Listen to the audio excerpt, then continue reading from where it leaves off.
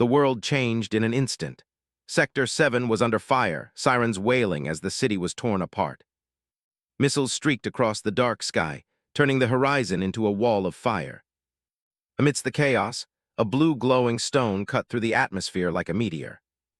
Chen woke with a start, coughing up blood as a surge of raw energy rocked his body. Inside him, a red core pulsed with life, fueled by that mysterious blue power. Years later at Liang City No. 1 High School, the head examiner tells the assembly that the Hongjai class is their only path to greatness. He explains that the placement exam is split into two parts, academic and martial arts. Out of 750 total points, the physical assessment holds the most weight at 525. He roars for the students to do their best and head into the exam hall. Chen walks with the crowd, thinking that this is his last shot to become a martial artist. He'd spent 2 years in a coma, a long sick leave that left him far behind his peers. Exhaling a cloud of cold air, he knows he has to seize this opportunity. As he walks down the hall, someone notices him from behind. Chen looks over his shoulder as he's called out by name. It's a group of students led by a total jerk, mocking him for even showing up after being away for 2 years. The bully claps a heavy hand on his shoulder, laughing about how anyone thinks they have a shot at the elite class. He gets right in Chen Du's face, asking if he thinks he's some kind of genius. Chen catches the guy's wrist in a crushing grip, telling him to focus on his own test instead.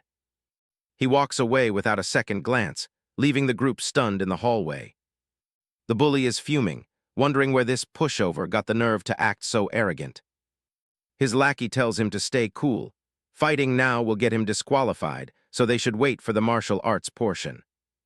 Chen finds his seat in the exam hall, his mind already sharp and focused. Across the room, the bully watches him with a twisted grin, planning to accidentally cripple him during the assessment.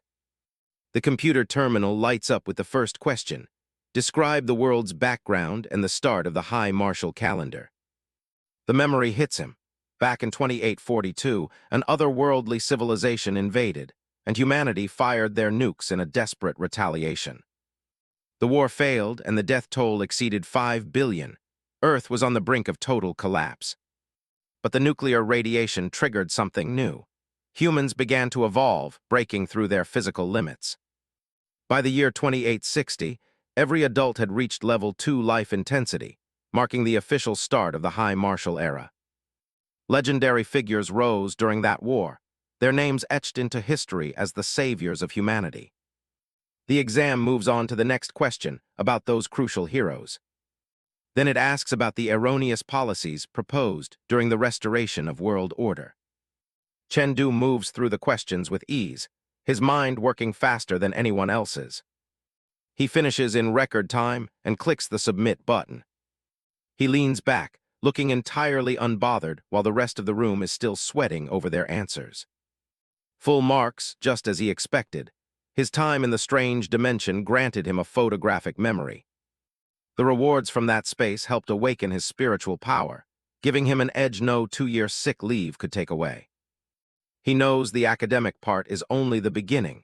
He still needs to prepare for the physical martial arts exam. Chen heads home and announces his return as soon as he walks through the door. As he stepped inside, his exam ticket slipped out of his tracksuit pocket. Chen sister catches it, scolding him for being clumsy and warning him not to lose it. The family gathers for a humble dinner, their father bringing the final dishes to the table.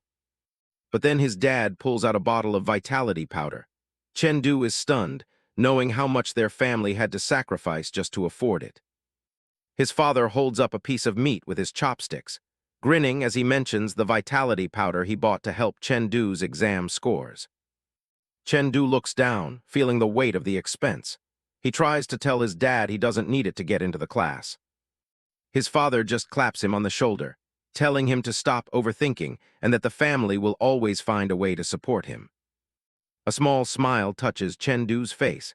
He knows he can't let his father's sacrifice go to waste. Later that night, he sits on his bed, calculating the cost. 20,000 credits is a fortune for them, and he knows becoming a martial artist is the only way to keep them safe.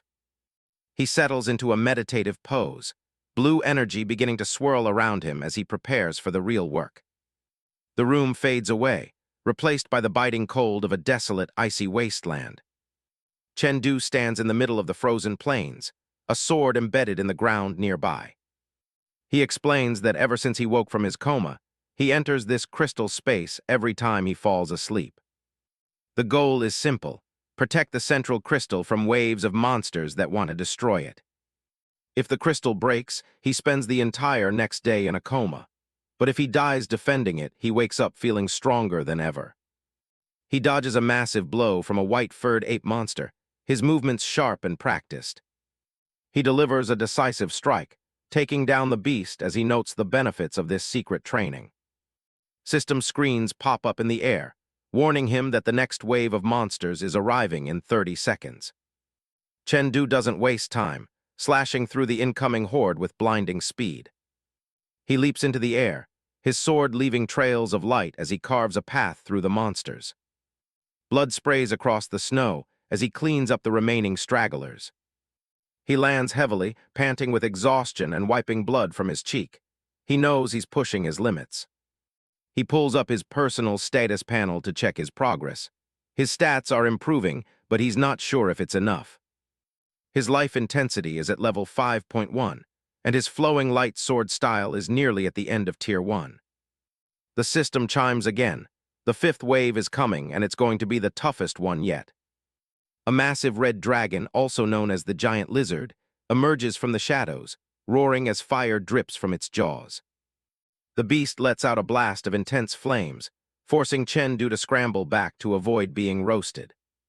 He recovers quickly, sword drawn and eyes locked on the colossal threat ahead of him. The dragon lunges with a massive claw, tearing up the ground where he was standing just a second ago. A split second later, the creature's tail whips around, a massive weight intended to crush him instantly. Chen weaves through the chaos, narrowly avoiding the lethal strikes as the ground shatters around him. After dying so many times in this space, he's finally starting to read the lizard's attack patterns. He executes a specialized move. The light sword styles breeze under the forest. The strike connects, but the dragon only gets angrier, its eyes glowing as it goes into a berserk frenzy. A heavy blow sends him skidding back, his arm throbbing from the impact. He looks up from a crouch, acknowledging his own carelessness but relieved he's still in the fight.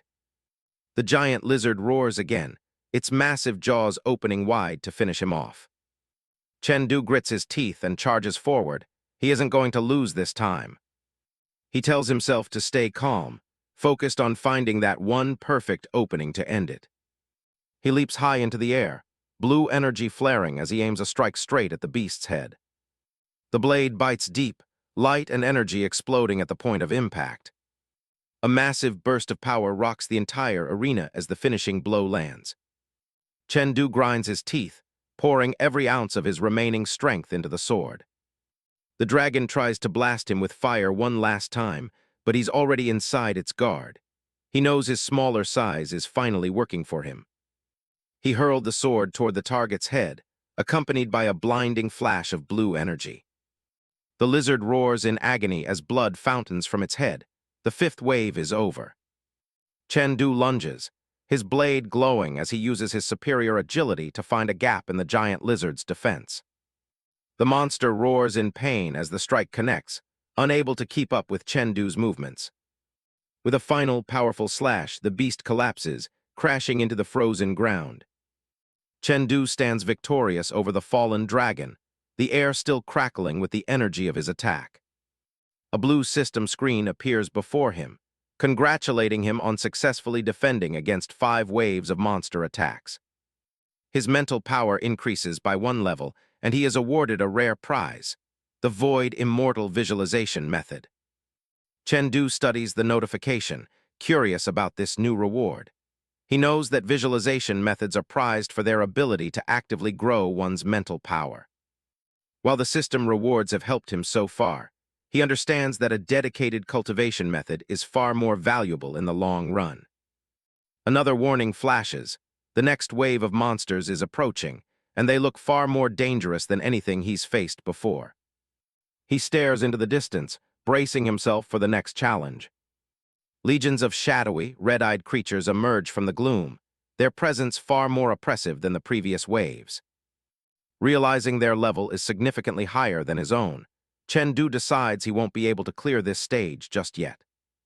He decides to focus on the visualization method first, summoning the glowing manual to his hand.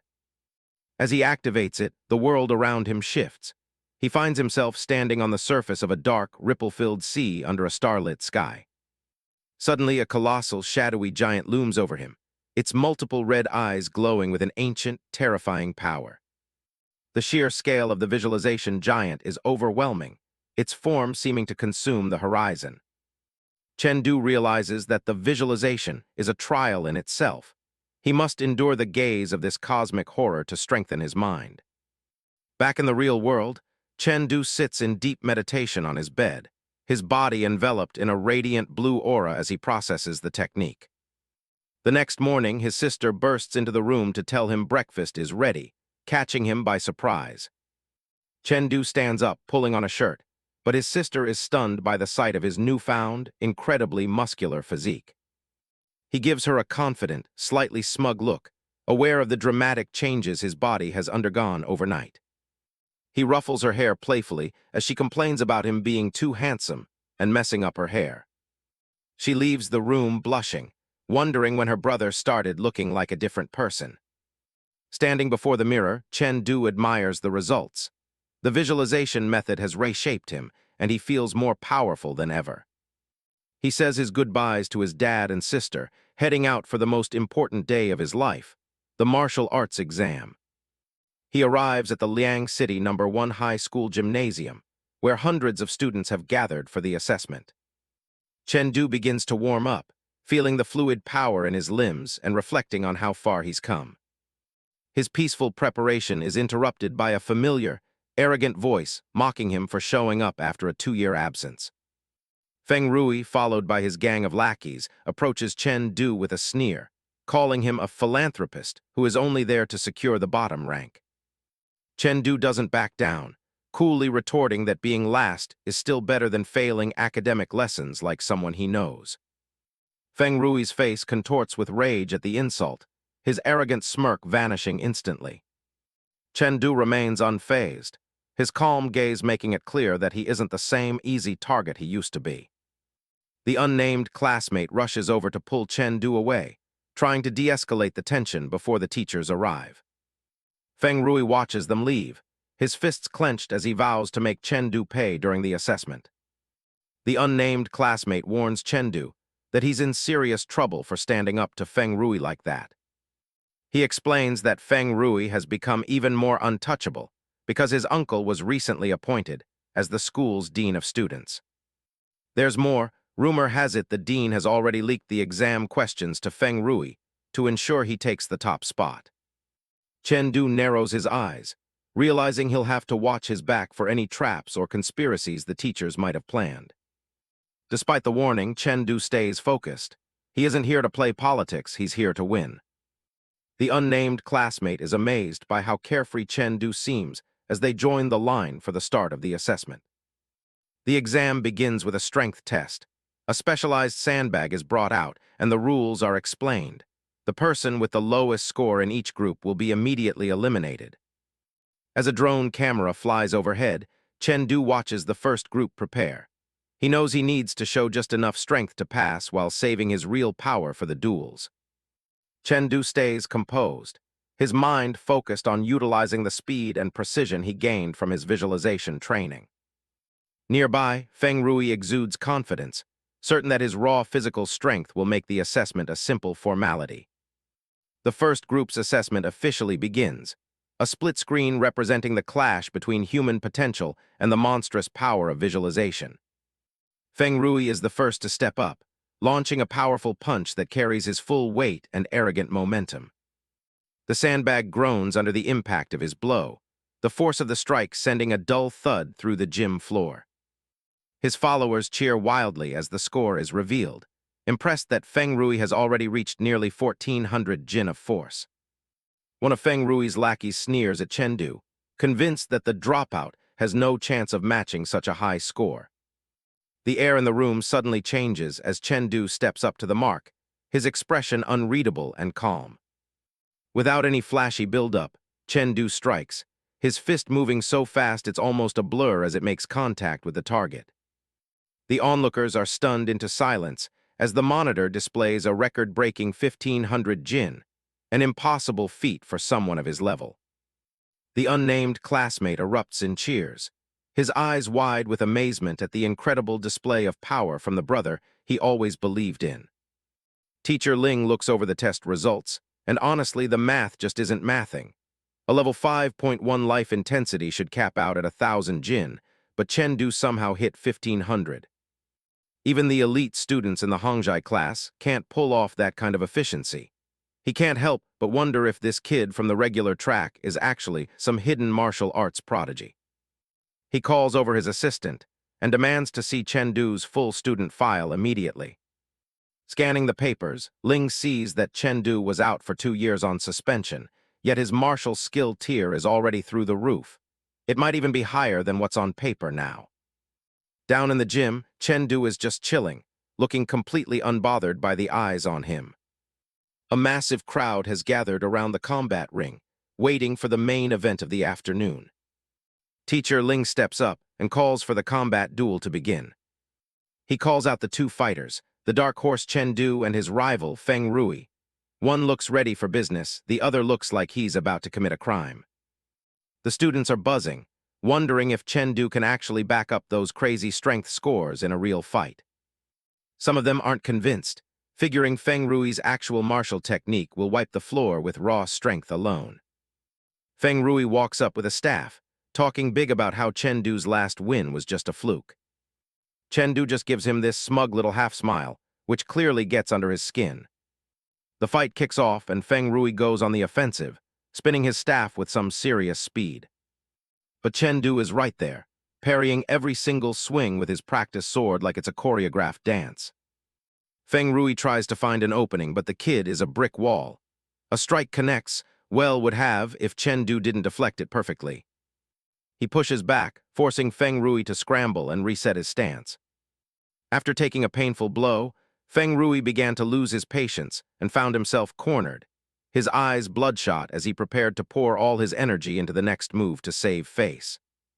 He unleashes a barrage of strikes, the air whistling around him from the sheer force. Chen Du stays calm in the center of the storm, blocking every hit with effortless precision. Feng Rui screams for him to just die already and goes for a massive overhead smash. The staff slams into the ground, missing Chen Du by a hair and shattering the floor instead. Chen Du watches him, realizing that fighting people is a lot easier than the monsters he's used to dealing with in that crystal space. He decides he's seen enough and finally swings back. A massive wave of blue energy erupts from his sword, completely overwhelming Feng Rui's defense. He closes the distance in a flash. Feng Rui's face says it all. He knows he's about to have a very bad day. The sword connects, and a powerful shockwave sends the guy flying across the stage. Feng Rui coughs up blood, completely breathless from the impact. In a last-ditch effort, he tries to pull a concealed dagger out of his sleeve while he's still in the air. Chen Du is way ahead of him, disarming the guy before he can even think about using it. A heavy blow lands right on his jaw. Feng Rui hits the mat hard, completely knocked out cold. The rest of the students are speechless, staring at the ring in total disbelief. Teacher Ling signals for the medical team to haul Feng Rui off on a stretcher, while he calls for the next match. As Chen Du tries to walk away, Ling calls him back. The teacher just stands there, giving him a long, hard look. Chen Du bows and apologizes, saying he got a bit carried away and didn't control his strength well. Ling just pats him on the shoulder and tells him that getting banged up in a duel is part of the game. He tells him to go home and get some rest. As Chen Du leaves, Ling thinks about how Feng Rui is a mess while Chen Du doesn't have a single scratch. The skill gap is just insane. He decides this is above his pay grade and tells his AI to get the principal on the line. After finishing his exam, Chen Du strolled over to the virtual training room, thinking to himself that it was still too early to go home, where he would likely be all alone anyway since his family hadn't returned yet. He walks up to his virtual combat capsule, ready to log in and keep refining what he's learned. Chen notes that while he can't afford a pro sparring partner, the school was kind enough to give every student a virtual capsule for practice. The tech is pretty standard. Once you're inside, it pairs you up with martial artists at a similar level for some real-time combat. He hasn't logged in for a while since he's been busy fighting monsters in that crystal space, so his current rank is sitting at a lowly bronze. He knows Feng Rui took a massive L today, and will probably try to pull some strings to keep him out of the Hongjai class. The system records everything on the Blue Star Youth List, basically a global leaderboard used for college entrance exams. It's a huge deal. Even the kids in the elite class struggle to get their names on there. He settles into the capsule, ready to get to work. His plan is simple: climb the rankings high enough that the school has no choice but to admit him to the elite track. The digital world renders around him, a sleek blue space where he can fight without consequences. He figures a quick warm-up match is the best way to shake off the rust. His avatar materializes, and he goes for the most ridiculous look possible, a pig mask. He looks around, wondering where his opponent is, but the arena seems empty. Suddenly, a voice calls him out for being too slow as a purple-haired girl drops in from above. She lunges at him with a needle-thin rapier before he can even blink. She tells him this isn't a school exam. You don't wait for your opponent to say hello before the blades start flying. Chen blocks her next move, telling her he's learned his lesson and won't be giving her any more free openings. The two of them trade a flurry of high-speed strikes, their blades clashing in a blur of motion. Chen lunged forward and shouted the name of his move, Pale Dragon Point Thrust. He thrust the sword straight forward, but his opponent easily sidestepped to dodge the blow. Her opponent was caught off guard by this bizarre tempo, and she wondered why he was so stuck on traditional forms. While fighting, she explained that the best way to utilize martial arts isn't to follow a preset script, but to understand the core of the movement itself. He adjusted his pig mask, his eyes wide as he fully grasped the concept. She wasn't wrong. Why should a sword stroke be limited by a fixed form? He wonders how she even recognized his sword skill through this ridiculous pig avatar. She dives back in, telling him to keep his head in the game. She's incredibly skilled, and for once he can't figure out what kind of foundation she's fighting from. She catches him slipping and delivers a final, decisive blow. He calls her a sneaky camper as his vision fades and the match ends. The scoreboard pops up. Tusk Bear takes the loss, and he's down 10 victory points. He floats in the lobby, reflecting on the fight. He could have just used raw power to win, but her sneak attack really highlighted his flaws. He repeats her words back to himself. Think more about the martial art itself. It's some solid advice. He thinks about his flowing light sword art. He's got 3 forms down, but that Pale Dragon Point Thrust is still a mystery.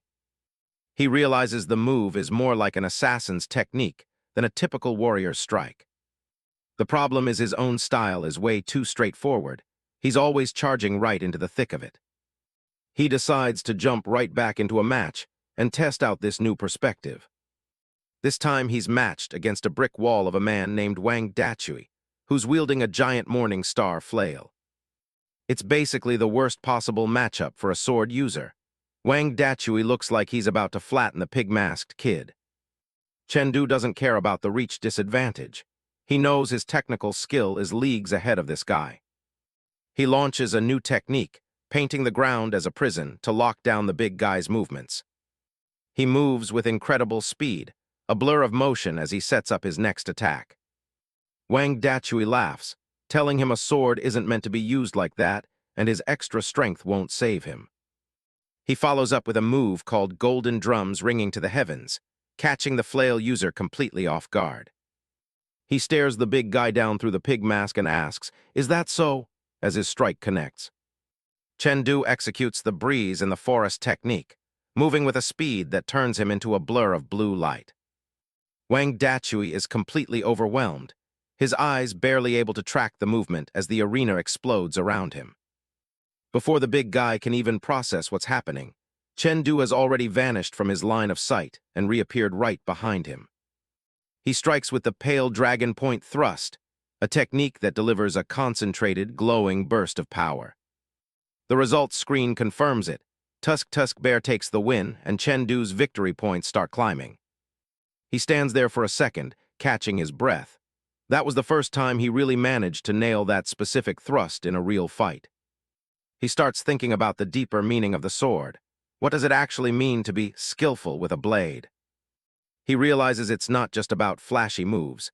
It's about being ever-changing, shifting between hard and soft, or hidden and visible. A warrior needs to be able to strike like a sudden thunderclap, or flow as smoothly as a mountain stream.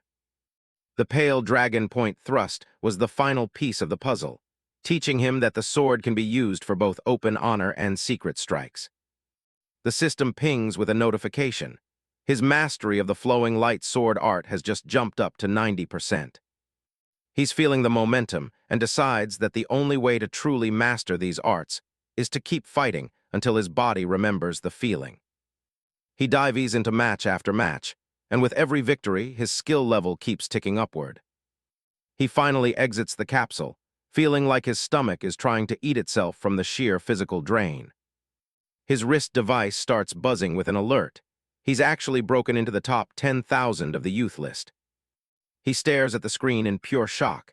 He knew he was doing well, but the top 10,000 on the global stage is massive.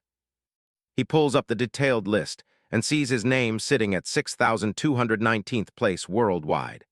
His hard work is finally showing some real numbers. But the real kicker is his city rank, #1 in Liang City. With a score like that, there's no way anyone can block him from joining the Hongjai class now. Welcome back to Liang City #1 High School. The campus seems quiet, but something's brewing on the main walkway. Chen Du is heading back from his morning training when he gets cut off. It's Feng Liguo, the school's dean of students and the uncle of the guy Chen Du just flattened. He looks like he's out for blood. Chen Du keeps it respectful and gives him a simple greeting. But the dean isn't interested in being polite. He starts barking about a uniform inspection, nitpicking Chen Du's appearance. Chen Du just points out that he is, in fact, wearing the school uniform. A few students start laughing, so the dean shouts for everyone to shut up. The gossip starts flying immediately. Students figure Chen Du is dead meat since the dean's nephew is still in the hospital. Some are even claiming he only won his last fight because he was using banned performance enhancers. Feng Liguo starts poking at Chen Du with his stick, calling every part of his outfit non-compliant. Chen Du is just confused. He's following the rules to a T. The dean finally snaps and takes a swing with his cane. Too slow, Chen Du catches the stick midair like it's nothing, while the dean screams about reporting him to the principal. Little does he know, the principal is standing right behind him. Along with him is Wang Anquan, the mayor of Liang City. The dean thinks he's saved and immediately tries to get Chen Du expelled on the spot. Principal Li Mu doesn't look impressed. He just tells the guy to settle down. Mayor Wang ignores the dean completely and walks straight up to Chen Du. He introduces himself and tells Chen Du they actually came here specifically to see him. Turns out Chen Du's stats didn't just surprise the school. The mayor reveals he's now ranked #1 in the entire city and top 10,000 globally. The dean looks like he just saw a ghost. The crowd is losing it. Ranking that high on the Blue Star Youth list is practically unheard of for a regular student. Suddenly, the rumors about drugs are gone. Now everyone saying he's a shoo-in for the elite Hongjai class. Feng Liguo slumps to the ground, realizing his career might be over for bullying the city's top genius. The principal tells Chen Du to follow them, mentioning that his transfer to the elite class has already been approved. They head into a private meeting room to talk business. 2 other top prospects are already waiting inside. Liu Bo, the city's #2, and Mort, the top dog of the Hongjai class. It's a pretty awkward stare-down between the 3 of them. They've never even met before today. The mayor cuts to the chase. There's a massive tournament coming up for the 100 cities in their district. And since selection is based on last night's rankings, these 3 are the ones chosen to represent the city. It's called the 100 Cities Hegemony Tournament, and it's being held at High City High. Chen Du takes it all in. This is exactly the kind of stage he needs. The mayor asks if they're willing to participate. Mort has a question, though. Since it's all based on rankings, he wonders why they don't just use virtual combat. The mayor explains that the leaders want to see real-world combat effectiveness, though they'll have high-level martial artists on standby for safety. Chen does some quick math. With his current progress, he's confident he can finish in the top 3. Mayor Wang tells them not to feel too much pressure and to just use it as a way to size up their peers. Chen raises his hand first, and the other 2 quickly follow suit. The mayor is pleased. He loves seeing that kind of fire in the youth. But for Chen, it's personal. Winning this tournament means his family never has to worry about money again. Chen mind is already on the big prize, finishing in the top 3 of the upcoming 100 Cities War. But first, he has to actually survive his first day in the elite Hongjai class. He notices something's different right away. The desks aren't assigned. He figures he'll just grab a spot and keep a low profile. But before he could even sit down, a massive hand slammed heavily onto his shoulder. It's Pang Hu, the guy holding 10th place in the class. He towers over Chen and isn't happy about a newcomer taking his spot. He leans in, trying to use his massive frame to intimidate the new kid. He looks more like a grizzly bear than a high schooler, but Chen isn't even flinching. Honestly, the whole schoolyard bully routine feels pretty outdated to him. Just as things are heating up, a guy in a beanie steps in. He tells Pang Hu to cool it, explaining that Chen just hasn't learned the rules yet. Chen is actually impressed. This guy moved so silently he didn't even notice him, and his energy levels are off the charts. For some reason, the big guy listens and backs off, but he makes sure to tell Chen he's only getting a pass this one time. Beanie Guy fills him in on how things work here. Everything is decided by seat numbers, a literal hierarchy of strength. They have monthly battles to determine the order, and if you're in the bottom 10, you don't get a seat at all, you stand for the whole month. Talk about high stakes. The competitive pressure in this class is on a whole different level. Since he just arrived, rankings for the month are already set, but he's allowed to challenge someone to claim a spot. Chen curious, though. Besides not having to stand, he asks if there's any other perk to being ranked higher. Because if the rewards are good, he might actually have to put in some effort. The guy just smiles and says that naturally, the higher the seat, the better the treatment. It turns out the top seats get massive resource subsidies from the school. Hearing the word resources is all it takes. To help his family out of poverty, Chen decides he needs a high-ranking seat immediately. Teacher Ling walks in and tells everyone to head directly to the combat room next door. It's time for class. The combat room is a massive, state-of-the-art arena designed for real fighting. Ling explains the rules. Each student gets 3 challenges, and their final seat will be decided by their performance in these matches. Chen doesn't waste any time. He steps forward with his sword and points right at Pang Hu. He's taking the 10th seat. Even Teacher Ling is taken aback by such a bold move from a newcomer. The rest of the class starts whispering. They think the new guy is either delusional or just flat-out arrogant. Teacher Ling is skeptical too. Chen measured life intensity is way lower than anyone in the top 10. But Chen isn't thinking about the odds. He's thinking about that 50% jump in subsidies between 10th and 11th place. To him, it's a risk that's more than worth taking. Pang Hu finds the whole thing hilarious. He grabs his massive hammer and tells Chen not to come crying to him later. They square off in the center of the arena. "Are you the 10th place?" Chen asks. Pang Hu is grinning like a predator. He thinks he's about to give the new kid a very painful welcome to the class. Teacher Ling signals Pang Hu to gear up and enter the arena. Secretly, Ling is curious. He didn't expect Chen to be so eager to prove himself. He figures even if the kid loses, it'll be a good form of tempering. The match is set. It's a classic David versus Goliath, but David's got a very sharp practice sword. The signal is given. The battle for the 10th seat starts now. Pang Hu is doing what he does best, talking trash and telling Chen to get ready to beg for mercy. Chen doesn't look bothered at all, just casually waiting for the guy to make a move. Chen stands perfectly still, as the giant mace whistles inches from his face. Pang Hu brings his weapon down. convinced that his opponent is just too slow to react. The other students are already calling the fight, thinking the gap in life intensity is way too much for Chen Du to handle. Even their teacher, Lin Yun, is doing a double take at the kid's stats, suddenly hitting 5.2. Pang Hu lets out a laugh, thinking he's already won the match. The giant mace slams down with a loud crash, sending dust and debris everywhere. But when the smoke clears, Pang Hu's jaw drops as he realizes he completely missed his target. Chen Du has already slipped past him, getting into a perfect low stance for a counter. A quick smirk from Chen Du. He's got the bully exactly where he wants him. He strikes upward with a burst of blue energy, hitting Pang Hu with a clean, precise thrust. The impact is so heavy, it launches the massive guy straight into the air like a rag doll. Pang Hu comes crashing back down to earth, landing hard right in front of the shocked crowd. Lin Yun rushes over and grabs Chen Du's hand, recognizing that high-level technique immediately. He's shocked that Chen Du has already reached Tier 1 perfect mastery.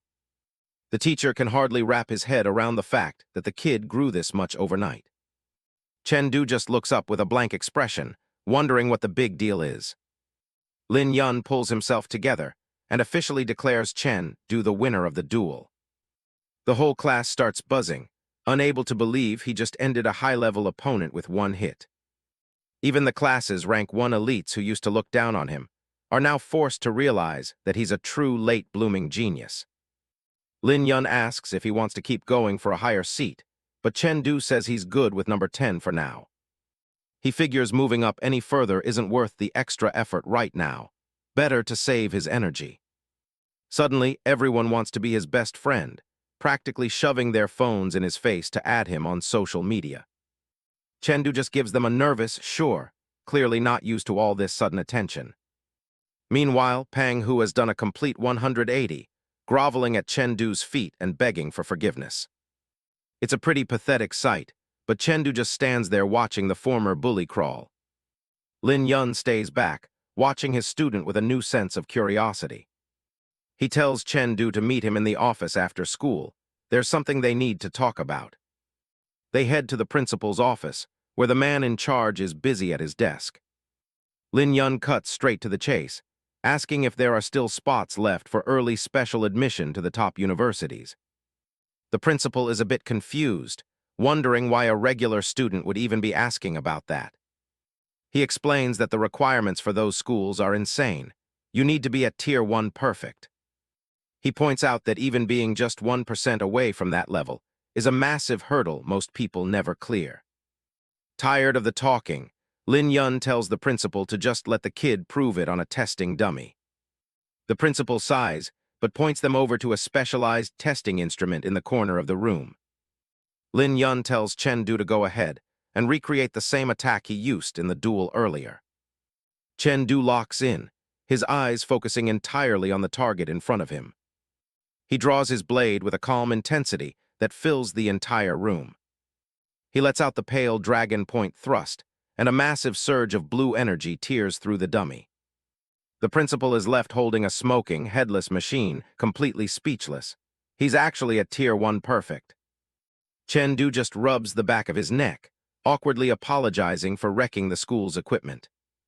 Lin Yun is practically buzzing with excitement, telling the principal that Chen Du's combat instinct is a once-in-a-lifetime find. He's never seen a student with this kind of seasoned aura before, like someone who's survived 1,000 life-and-death battles.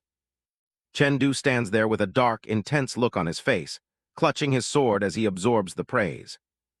The principal is sold, deciding on the spot that Chen Du needs the best training resources the school can offer.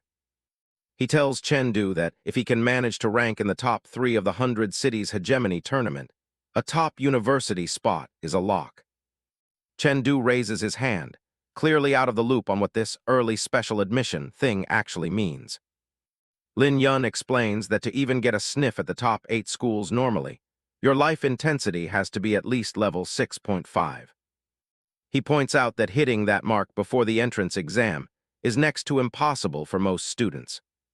But with special admission, all he needs is to hit Tier 1 perfect in martial skills a month before the big test. The top martial arts universities are already planning to send scouts to watch him during the tournament. Chen asks if passing this early admission means he can't look at any other schools later on.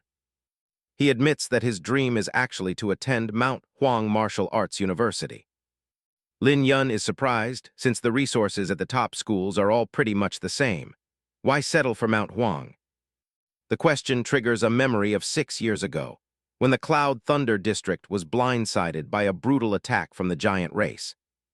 Even though help arrived, the lack of immediate manpower led to hundreds of thousands of lives being lost in the chaos. The scale of the destruction was unimaginable, leaving the city in ruins. The image of his home reduced to rubble is something Chen can never forget. All he wants is to make sure his family stays safe and never has to live through that kind of nightmare again. If Liang City ever faces another crisis, he wants to be strong enough to be the one who saves them. Lin Yun looks at him with newfound respect, seeing a kid who's ready to shoulder a massive responsibility. He realizes that Chen isn't just fighting for himself, he's fighting for everyone he loves. It's rare to see someone so young with that level of awareness and selflessness. Chen asks if he can just use the special admission schools as a safety net in case Mount Huang doesn't work out. The principal shakes his head, explaining that once you pass special admission, you have to sign a binding contract with that school. He warns Chen not to gamble with his future, because the regular path is way more punishing. Chen thanks them both and promises to think it over carefully. Walking through the school gates, he realizes he still has over a month before the tournament even starts. He decides to live in the school's exclusive martial arts room to focus entirely on getting stronger. To speed things up, he's planning to use some high-grade medicine from the Technology Martial Palace to boost his life intensity. The world is protected by 3 major forces that cooperate to keep humanity alive. First, there's the Extreme Martial Palace, which handles the direct confrontations with alien civilizations. Then there's the Technology Martial Palace, which is all about boosting humanity's overall physical and martial potential. Finally, the Martial Artist Alliance is responsible for keeping order within human society. The Technology Martial Palace was founded by Durags, a legendary figure who's considered the second strongest human alive. Chen arrives at the palace pharmacy, where a receptionist is ready to help him with his purchase. He asks for 3 boxes of Thunder Chi Blood pills, which catches the receptionist off guard. She explains that these aren't just over-the-counter vitamins. He has to pass an endurance test before they can even sell them to him. These pills are incredibly powerful but dangerous, with properties that can wreak havoc on a person's meridians. If you can't stay focused for 30 minutes after taking it, the thunder in the medicine can turn chaotic and put your life at risk. She leads him into a testing room to make sure he can handle the strain without any accidents. She tells him she's about to start the test and asks if he's ready to go. Chen looks calm as ever, giving her a simple nod and telling her he's good to start. Chen stands before the console, finishing his endurance test as the receptionist watches with a puzzled look. The receptionist is left staring at the screen in complete shock as Chen casually strolls away, unfazed. As he leaves, she's already on the phone with the technical department, convinced the test machine must be malfunctioning. Back in his private martial arts room at school, Chen reviews the strict guidelines for the Thunder Chi Blood pills. He looks down at the pills, thinking the store's test was a total cakewalk since it was only half the intensity of a single dose. He figures if he takes 3 at once, the pain might be 10 times worse, but it should still be manageable for him. He swallows them, and his eyes immediately bulge as the manageable pain hits him like a high-speed freight train. Violent arcs of blue lightning erupt from his body, and he lets out a guttural scream of pure, unadulterated agony. Covered in sweat and still sparking with electricity, he forces a pained grin, asking himself if that's all the medicine has got. He lets out a long, shaky breath as the surge finally starts to settle into his system, leaving him exhausted. A system notification pops up, confirming that his life intensity has jumped from 5.2 to 5.3 in one go. He's pumped to be one step closer to level 6.5, thinking he might skip the early admission path if he keeps growing this fast. He checks his remaining pills and his bank balance, realizing he only has enough to sustain this pace for about 10 days. He sighs, knowing he absolutely has to secure a top 2 spot in the tournament to afford the resources he needs to keep developing. The physical toll is immense. His body is temporarily paralyzed and ravaged by the lingering thunder power inside him. Since his body is out of commission for now, he decides to shift his focus to mental training in the crystal space. He clenches his fists as his consciousness begins to drift into the visualization realm, ready for more combat. After a full night of fighting giants in his mind, he feels his mental power has reached a whole new level of strength. He gets back on his feet, feeling refreshed and ready to put his improved stats and combat skills to the test. He visualizes massive, shadowy giants and tears through them with blinding speed and lethal precision. With the school's resource subsidy finally hitting his account, Chen is more than ready to head back to class and show off his progress. The scene shifts to the Hongjai class, where the city's top-tier students are gathered. Teacher Yadai starts the lesson, introducing the concept of mental power attachment. It's a specialized course, usually reserved for those who have already reached Tier 2 in mental strength. The students are already intimidated, knowing the teacher's own life intensity is at a staggering level. Yadai explains that while martial skills build physical strength, mastering your mind makes those skills twice as effective. She points out that without focus, physical energy just scatters throughout the body instead of being utilized. Proper mental control allows you to concentrate all that excess energy into explosive power. That's the core of mental power attachment, making every fiber of your body work in perfect sync. Chen notices the rest of the class doesn't seem surprised, figuring they've already mastered this in private. The teacher reminds them that until their mental power reaches Tier 10, they can only mobilize a fraction of their strength. She suggests they shouldn't spend too much time on it yet, as life intensity is still the priority for their exams. With a flick of her hand, she summons a flute and orders everyone to stand up. She's about to play the Song of Exhaustion to test their mental grit and see if they've improved since last term. She looks directly at Chen and tells him he doesn't have to join in since he's new. Chen realizes she's just trying to save him from falling over immediately in front of everyone. He thinks she's underestimating him, assuming he only has Tier 1 mental power. He speaks up, surprising her by insisting that he wants to participate. Yadai gives a small, challenging smile and tells him to go ahead. She thinks he's being a bit too competitive for his own good, assuming he'll struggle just like the others. She plans to keep him behind for some counseling after he inevitably fails the test. She brings the flute to her lips, warning the class that the song will drain them both mentally and physically. The elite students shout their readiness, looking confident that they can handle the pressure. They're practically glowing with pride, eager to show off their superiority. The music begins, swirling around the room in waves of thick, purple spiritual energy. Chen feels the mental weight of the melody as it starts to press down on him. Suddenly, a shadowy phantom manifests in front of him, a physical hallucination triggered by the music. The illusion attacks, and Chen has to react to the phantom's speed.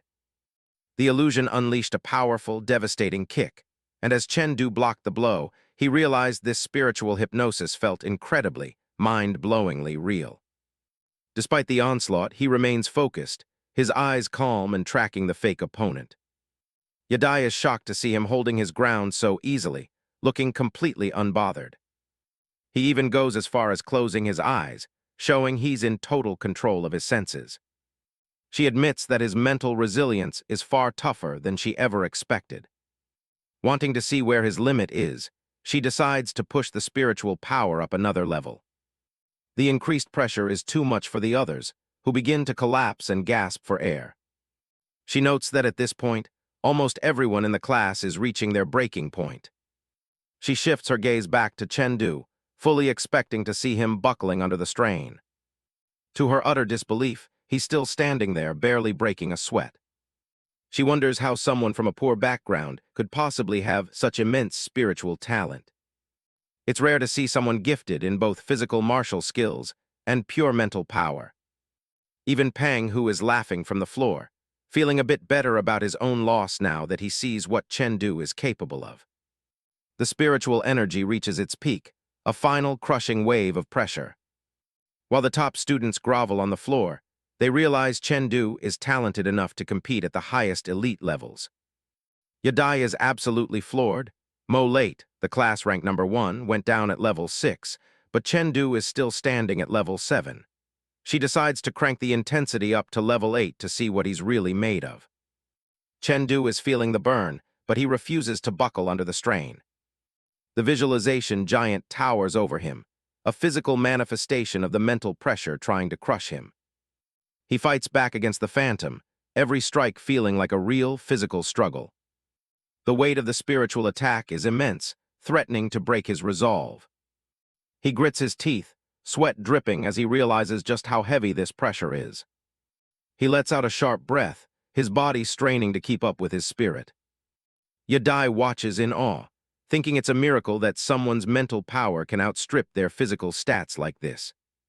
She realizes that with his martial skill and spiritual immunity, he'd be a nightmare on the battlefield. To her, he looks like the perfect warrior to send against the Big Eye civilization. Later, news of Chen Du's dual talent travels quickly through the school halls. Yadai confirms her findings with Lin Yun, still sounding a bit breathless from what she just witnessed. In his office, the principal is so shocked his hair practically stands on end. Ms. Yadai simply couldn't believe her eyes, knowing that a mid-tier school like theirs was about to produce a future level 20 skywalking warrior. The principal noted that warriors of this caliber are 1 in a million, and Chen Du is simply too much of a genius for the standards of a regular academy. He thinks the kid belongs in one of the 3 elite martial academies, where only the top-tier candidates are even considered. He tells Lin Yun that Black Dragon University is starting their freshman selection in Cyber City after the tournament. Lin Yun nods, taking on the responsibility of convincing Chen Du to go for it. A little while later, Chen Du heads into the school's main office. He wonders why his teacher called him in for a private meeting so soon. Lin Yun gets straight to the point, asking if he's heard of Black Dragon University. He explains that schools like that don't look at exam scores. They only want geniuses who have a shot at becoming skywalking warriors. These elite warriors hold a status that's basically transcendent in their world. But the bar is incredibly high. You need nearly perfect life strength and advanced martial mastery. Lin Yun points out that even among high school warriors, reaching that level is rare without expensive supplements. He asks Chen Du if he's really thought about the sacrifices needed to maintain that kind of growth. Chen Du goes quiet for a moment, weighing the gravity of the choice. Finally, he looks up and tells Lin Yun he's going to aim for the Black Dragon selection. Deep down, he's torn. The gamble of leaving for Cyber City could mean saying goodbye to his family for good. Lin Yun is pleased with his resolve, assuring him that with his current skills, the top schools are practically guaranteed. He tells Chen Du to use the other great schools as a safety net, while he pushes for the absolute elite. There's still a month left before the tournament, and the teacher wants him focused entirely on that for now. The sun rises the next morning over the city. At home, the smell of breakfast fills the air as Chen Du prepares for the day. His sister watches him eat, a skeptical look on her face. She can't put her finger on it, but her brother feels completely different lately, stronger and more mysterious. Chen Du drops the news that he's moving into the school dorms, starting today, to focus entirely on his training. His mom looks worried, fearing that pushing himself too hard might send him back into a coma. His sister asks how he even got a room, since housing was supposed to be arranged before the term started. He gives her a small smile, reassuring her that the school is giving him all the resources he needs. He explains that as a Hongjai class student, he gets his own private chamber to train and rest. His dad gives him a look of pride, telling him to keep that drive and not to hesitate if he needs anything from home. Chen Du's father gives him a firm, encouraging look, telling him to just charge ahead with everything he's got. Chen Du slings his bag over his shoulder, finishing his breakfast and announcing that he's heading out to start his new training regime. His whole family cheers him on from the table, his dad telling him to work hard, his mom wishing him well, and his sister demanding he come home with a first-place trophy. Back at the school campus, and things are looking pretty quiet on the field today. Chen is doing a quick inventory, checking his stash of chi blood pills and milk before getting started. He figures all these school-provided resources are worth at least 50 grand. Man, martial arts really is a rich man's game. No time to waste, though. He punches in the settings to start his private session. He heads into the training hall, backpack still on, ready to put in the work. He calls out to his AI, Little Bear, to crank the gravity up to 5 times the normal level. The pressure hits him like 15 adult elephants, but Chen just thinks it's getting interesting. The martial arts training machine powers up all 4 arms, and it's time for round 4 of practice. A massive metal fist comes flying in, looking to take his head clean off. He knows he can't take these hits head-on. One wrong move in this gravity and he's looking at torn muscles or worse. He shifts his weight, sliding under the attack just in time. The machine's red eyes glow as it calculates his evasion efficiency. Apparently, he's moving too much and wasting energy. It switches tactics, attacking from the top and bottom simultaneously to trap him. Chen just smiles. If he can't dodge, he's going to make the machine feel that gravity too. He slams his foot down, anchoring himself for a heavy counterattack.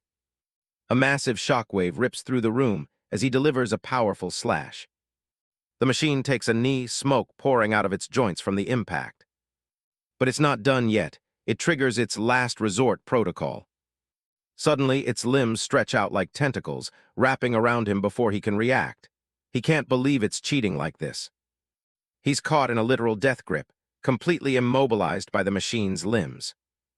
He tells Little Bear to end the gravity state. His body has reached its limit, and he needs a breather. With his body spent, he decides to focus on his mental power next. He enters his mental space, standing like a speck before a massive shadow. The visualization giant looms over him, a terrifying mountain of pressure. He pushes through the mental strain, his aura flaring as he grinds for more power. It works. His mental power ticks up another 0.3 levels. But when he tries to snap out of it, his leg has completely fallen asleep. He's totally drained. His mind is fried and his body is nowhere near recovered. Forget it, he just flops onto the floor to catch some sleep right there. He closes his eyes, sinking into a deep rest. Next thing he knows, he's in the crystal space, ready to polish his sword skills. A heavy thud echoes through the landscape as something big approaches. A pack of green firefly giants emerges. Last time, he couldn't even take one of these guys down. But he's not that same guy anymore. He draws his blade, ready for a rematch. He lets his energy flow, his sword glowing with a sharp blue aura. He realizes those green patches on them are actually healing energy, not just marks. These giants are just big bags of HP. Destroy the healing patches first, and they're nothing to worry about. He blurs forward, his speed leaving a trail as he targets the weak points. Without that heavy gravity holding him back, his body control feels better than ever in a normal environment. He leaps high into the air, coming down with a finishing blow. He puts everything into the strike, aiming to end this fight right now. The giant stands no chance as he cleaves through it, finishing it in a single flash. Chen feels light and agile now that the gravity training is over. He's ready to continue later, but for now, he feels great. If he keeps training like this, he's confident he can break into the top 3 of the upcoming tournament. They finally arrive at High City for the highly anticipated 100 Cities Hegemony Tournament. The hotel is way more luxurious than anything Chen has seen before. It's his first time in a place like this. Suddenly, he hears a commotion at the registration desk about someone not being allowed to sign in. A guy with a ponytail is causing a massive commotion throughout the entire registration area. It's Wu Zhang from Lu City, and he is absolutely losing it on the staff. He claims he arrived on time and wants an explanation. The guy is terrifyingly aggressive, looming over the receptionist who can barely handle the pressure. He grips his sword, looking like he's actually about to draw it right there in the lobby. The crowd is panicked, wondering if this guy is really going to hurt someone over a registration error. Chengdu can feel it. This guy's sword intent is incredibly strong, easily on par with his own level. Even the other students are shocked that such a crude guy has reached such a high level of martial skill. But then a calm voice cuts through the tension from above. It's Jo Xiaogu, the Sea Princess. She tells the staff to let him register solo and just consider his late teammates as forfeited. The crowd goes wild. She's even more beautiful in person than in the photos they've seen online. His buddy suggests he give up immediately. She's way out of his league. Apparently, she's the daughter of a principal, super wealthy, and a top-tier talent. She's a true favored daughter of heaven. But Chen Du recognizes her. That face matches his virtual opponent perfectly. She's the little girl who sold nuclear bombs, the sneaky attacker from his virtual battle. He thought it was just a system-generated avatar, not someone who actually existed in real life. Liu Bo has to snap him out of his trance before he starts daydreaming. Chen Du remembers her martial skill was already at first-stage perfection back then, even ahead of him. He wonders how much stronger she's gotten since. Coming to this tournament was definitely a good call. Later, the team settles into room 301 for a final briefing. Tea is served as they prepare for the official breakdown of the tournament rules. The team leaders announce a twist. This year, there's an additional badge capture battle before the elimination rounds. Chen Du wants to know the exact details of these new rules. Teacher Lin Yun explains that the tournament will last 3 days and consist of 3 grueling rounds. The first round starts tomorrow in a forest. Within 13 hours, they have to collect Gao and Wu badges. After grabbing the badges, they have to reach the endpoint. The number of teammates who make it determines if the team passes. Chen Du asks how many of these badges are actually out there. There are 50 of each, meaning only 50 teams can pass. At least half of the participants will be cut on day 1. The second round is a 1v1 elimination tournament with almost 0 time to rest. 150 people will be cut down to the top 10 in just 1 day. Opponents are random, but teammates won't fight each other yet. His teammates are relieved they won't have to face that monster, Chen Du, in the bracket. The third round is the top 10 battle. Reaching this stage means rewards and bonus points are guaranteed. But staying in top shape through 3 days of injuries and constant fighting is the real challenge. The winner might not be the absolute strongest individual, but they'll be the most well-rounded overall. Lin Yun raises a finger. There's one last critical rule. Killing is strictly forbidden. Their real enemies are alien civilizations, not each other. He makes it clear, never point your blade at your companions. Everyone will wear special suits to equalize life force levels, and team leaders will be secretly monitoring for safety. Lin Yun leaves them with one final reminder. While he's there for their safety, any intervention on his part means the team is disqualified. He tells them to believe in themselves for the battles tomorrow. Chen Du and his teammates respond with a thunderous shout of agreement, their determination burning bright as they prepare for the tournament's first round. We're at Heicheng No. 1 High School, where things are about to get serious. Chen Du stares out at a massive wooded area, surprised that they're actually looking at a forest. Principal Zhou Cheng steps up to the mic, introducing himself as one of the big bosses running this tournament. He gestures toward a massive wall, explaining that the gate leads straight into a dimensional rift.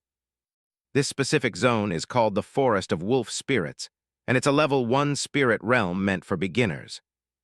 The protagonist knows the deal. Spirit realms are alien spaces crawling with monsters and 0 human residents. Zhou Cheng assures the nervous crowd that the space is stable and won't just collapse on them. Apparently, the place was personally cleared by the world's 3rd strongest warrior, so it's as safe as a monster-filled forest can be. But even with a safety certification, the principal warns them that there's still a real risk of dying out there. One student, Wu Zhang, is told he can't just go off on his own. He has to be assigned a team based on his power level.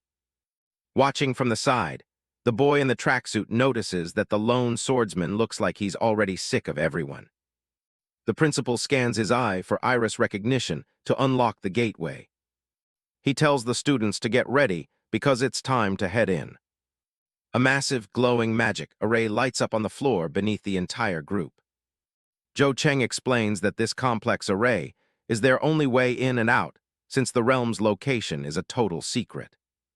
It's also their emergency exit, designed to pull them out even if the rift itself shuts down. Each team is about to be randomly dropped at one of 1,000 different points across the woods. The goal is simple. Find one of the 300 markers, but only 100 of them actually have real badges. The array begins to hum with power as it fully activates. In a flash of blinding light, the students are instantly warped away. Chen shields his eyes as the teleportation finishes.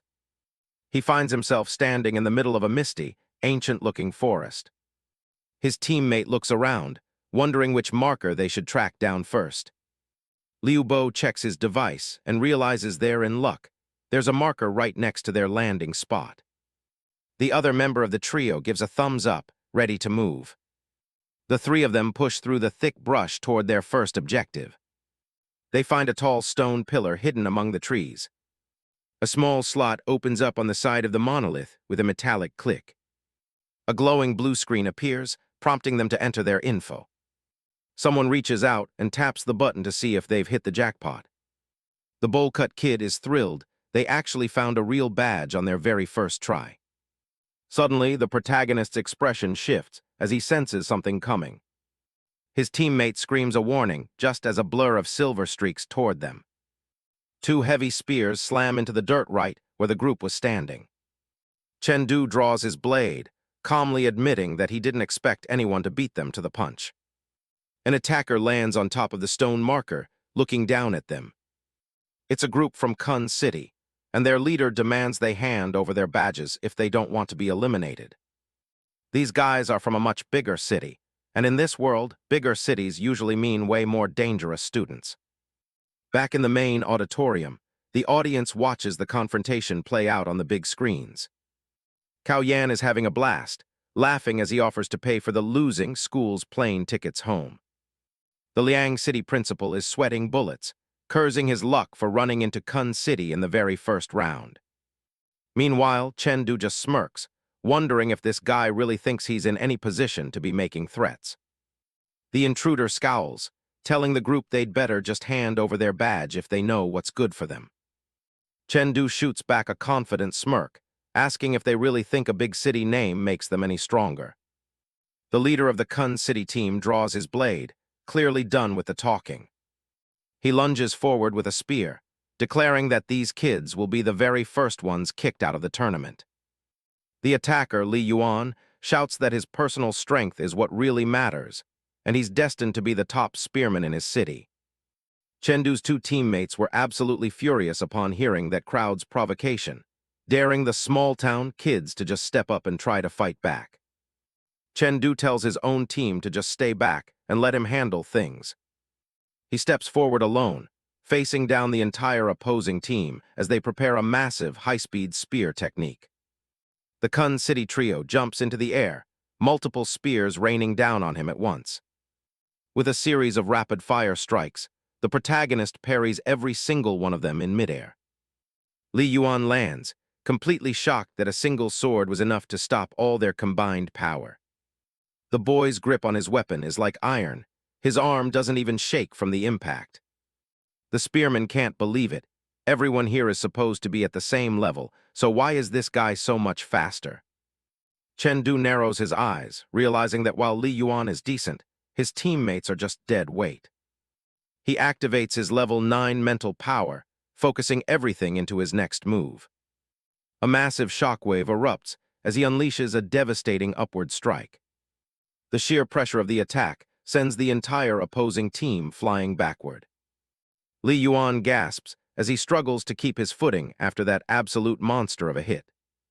The dust settles, showing just how much force the boy put into that one-handed parry. The two Kun City lackeys are knocked out cold, while their leader is left panting, barely able to hold his spear. Li Yuan grinds his teeth, terrified that a nobody like this could have such overwhelming raw strength. Chen Du doesn't give him a second to breathe. He knows he needs to end the strongest threat right now. He preps his flowing light sword art for a finishing blow that'll leave no room for doubt. Suddenly, a hand reaches out and catches the blade with just 2 fingers. It's teacher Lin Bei, who steps in to stop the fight before things get lethal. Li Yuan is still shaking, desperately yelling that he can still fight, but he's clearly done for. The instructor shuts him down, pointing out that Chen Du's power is already at a professional level.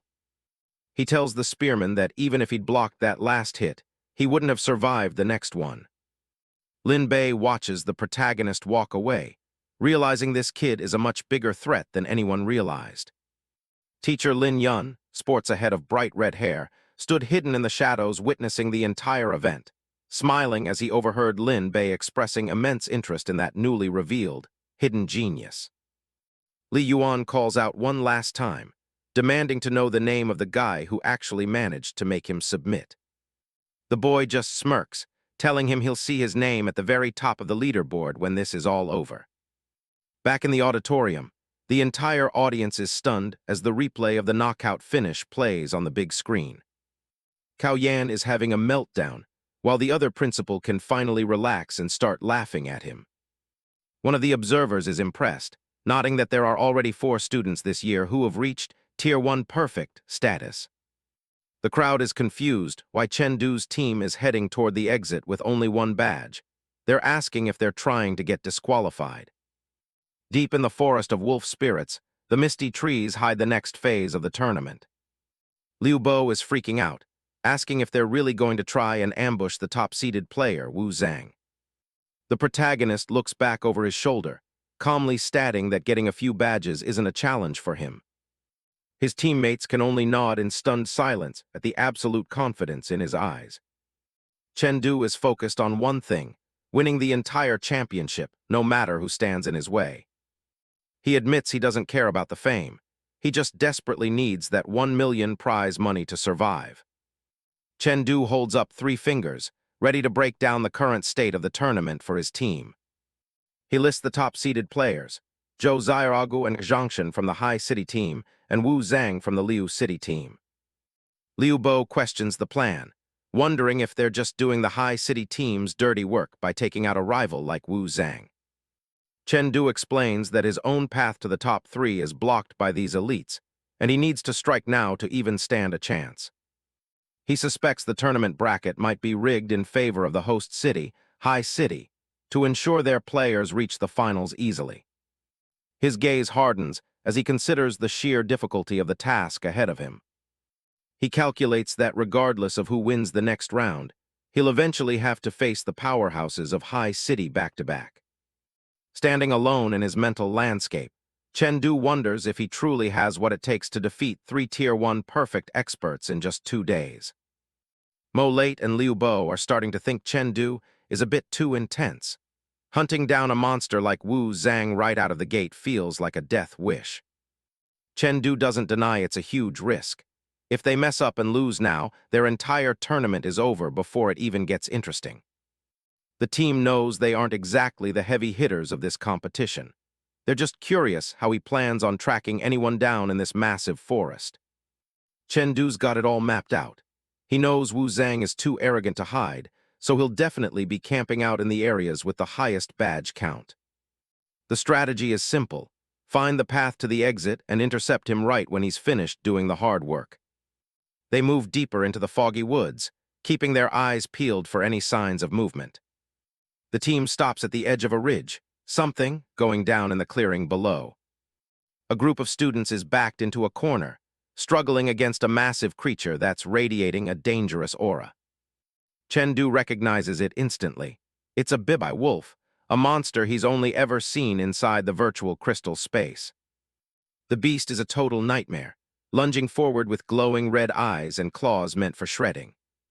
Chen Du's mind is racing. If these things are showing up out here, it means his training might be more relevant than he thought. Down below, Xiaomai tries to hold her ground with a whip, cursing Wu Zhang for the mess they're in. The wolf strikes with a blast of force that knocks the girl right off her feet. It bares its teeth, ready to finish her off. But Chen Du is faster. He drops in with a flash of blue energy, saving Xiaomai so quickly she thinks an instructor has stepped in. He stands between her and the beast, looking completely unfazed as the energy settles around him. Once the threat is neutralized, he checks on her, still focused on finding his target. Molate helps the injured girl up while she explains what happened. Apparently, they saw Wu Zhang taking on 10 monsters just like that one. They were trying to get away, but that wolf chased them all the way out here. Xiaomai points toward the thickest part of the forest, claiming the battle is happening just over there. Something feels off. Chen remembers that there shouldn't be any badge marks in that direction at all. But he realizes it's an opening. If Wu Zhang is actually fighting that many monsters, his stamina has to be hitting 0. It's the perfect time to strike. He gives the order to move, and the team takes off into the mist. As they run, Molate asks if he's actually got a concrete battle plan for when they get there. Xiaomai leads the way, pointing out the trail they used to escape. Chengdu's expression hardens. He's getting a really bad vibe from this place and tells everyone to stay on his heels. Molate and Liu Bo nod, looking more nervous by the second as the woods get darker. They charge through the brush, leaves swirling around them in the cold wind. Deep in the shadows, a predator is watching. It tracks their every move with a single glowing eye. They step into a clearing, their breathing the only sound in the eerie quiet. Liu Bo stops and looks around. They've been running for ages and haven't seen any signs of a battle. Chengdu skids to a halt, his instincts finally catching up to the situation. He realizes it too late. They weren't finding Wu Zhang. They were being lured into a trap. Shadows start shifting in the trees. Molate panics as he sees the pack closing in. The story about Wu Zhang was bait. He isn't anywhere near this path. Someone used the badges to point them this way. Hopping the wolves would kill them so they could just pick up the loot later. They're completely surrounded. It's a full-blown den, and there are at least 20 of them. Chengdu doesn't flinch. These wolves are even stronger than the ones in the crystal space, but he's ready for them. He draws his sword, his eyes glowing with focus. He gives the team one rule: do not let them draw blood. These monsters will use the spikes on their claws to tear them apart, and they'll go into a berserk frenzy the moment they smell blood. One of the wolves lunges out of the shadows, aiming straight for his throat. Chengdu doesn't hesitate, meeting the beast head-on with a massive, energy-charged strike. Watching from the auditorium, the observers are in disbelief. The Liang City team didn't just stumble into trouble. They walked straight into a medium-sized wolf den. Everyone's already counting them out, thinking they'll be eliminated before they can even settle into the match. To the crowd, it's a guaranteed loss. They think only a top-tier team like the one from High City would have any hope of surviving an ambush by 20 native wolves. The people in the stands are starting to worry that Chengdu and his teammates won't even make it past the first round at this rate. It's a complete disaster. One official turns to Principal Zhou, asking what he thinks the odds are. Facing 20 Bibai wolves isn't just a challenge, it's a meat grinder for students. The answer is grim, less than 10%. The odds of them getting out of there are practically non-existent. The tournament organizers didn't make it easy on purpose. This first stage was designed to crush the geniuses and show them what real devastation looks like. The goal is to force these future martial artists to face the harsh reality of the world outside their comfortable cities, a world overrun by monsters. Usually, students can avoid the beast wolves if they stay away from the dens, but the Liang City team followed the navigation blindly. The badges were placed behind these seemingly safe dens as a test. If students don't use their heads, they walk right into a slaughterhouse. An official notes that encountering a few wolves isn't necessarily a bad thing, it's good practice. But 20, that's just bad luck. They continue to watch the feed, pitying the Liang City team for their misfortune. Surviving a pack of 20 level 5 to 7 wolves is a tall order for any student. They wonder if the elite High City team would fare any better if they were in the same position. Principal Zhou is confident in his city's elite, like Zhou Xiaogu and Zhangshan. He believes even a large den wouldn't be enough to stop them. Back in the forest, Chengdu is a blur of blue energy. He dismisses his attackers as being too weak to even take a single blow. A wolf lunges, but its head is clean off before it can even realize what happened. Chen is playing on a completely different level. He's focused on drawing the heat. As long as he keeps most of the pack on him and they don't go berserk, he figures his teammates can handle the stragglers. Mo Late and Liu Bo are backed up against a rock, calling out for Chen as more wolves emerge from the shadows. Mo Late knows they need to clear out the ones around them as fast as possible so they can go help their leader. He's pushing himself to the limit. It's a desperate struggle. Mo Late shouts out the plan. They each take 3 and hope they can survive the exchange. He unleashes a powerful area of effect strike, slamming the ground with enough force to keep the beasts at bay for a few seconds. Chen shifts into the second stance of the flowing light sword art, golden drums ringing to the heavens. The air crackles with energy as he moves. A massive arc of orange light carves through a wolf, nearly splitting it in two. The sheer power of his technique is overwhelming. He doesn't stop there, immediately transitioning into the third stance. Breeze in the forest. Red lines of force crisscross the air as he strikes multiple targets at once. More wolves close in from above, their eyes glowing with a murderous intent. They aren't backing down despite the casualties. Chen goes for the fourth form, Azure Dragon Precision Thrust. He's a blue phantom diving into the thick of the pack with lethal accuracy. He knows these monsters like the back of his hand after killing thousands of them in the crystal space. Every movement they make is predictable to him. He's frustrated with himself. Despite his training, he still feels like he's missing something to truly dominate this encounter. Mo Late is reaching his breaking point. He's always been at the top of his class, but here, he feels like nothing more than a burden to his teammate. Chen keeps a close watch on the pack's power levels. Most are level 5, but the strongest among them is pushing level 6.5. He's the only one who can handle that kind of heat. Even with his level 7 life intensity, he's having trouble going on the offensive because the wolves are keeping their distance, waiting for him to make a mistake. Liu Bo is struggling just to stay in the fight against 3 of them, which means he has 0 capacity to back Mo Late up. The team's coordination is falling apart. Chen grits his teeth. He can feel the limit of his current power and speed. He's just a hair away from what he needs to end this. He calculates he needs another 1% improvement in his technique.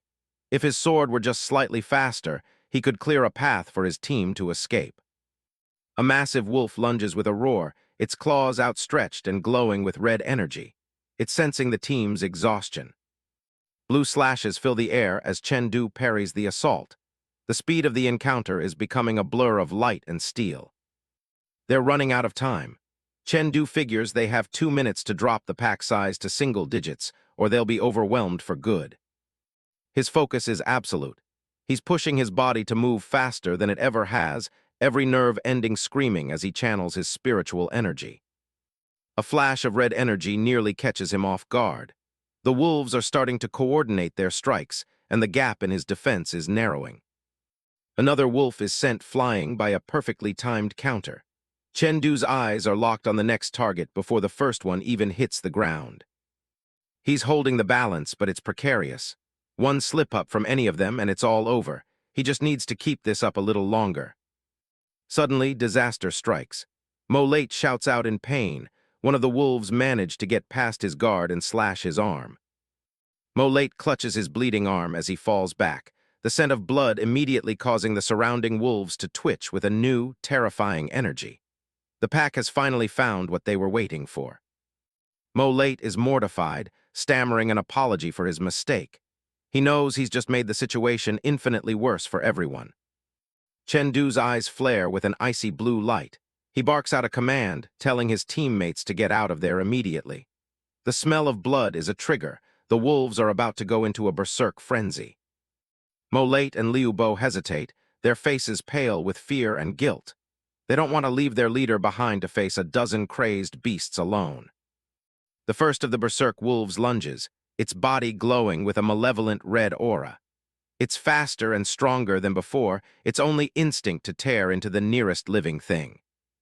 Chen is a blur of motion, intercepting the beast in midair.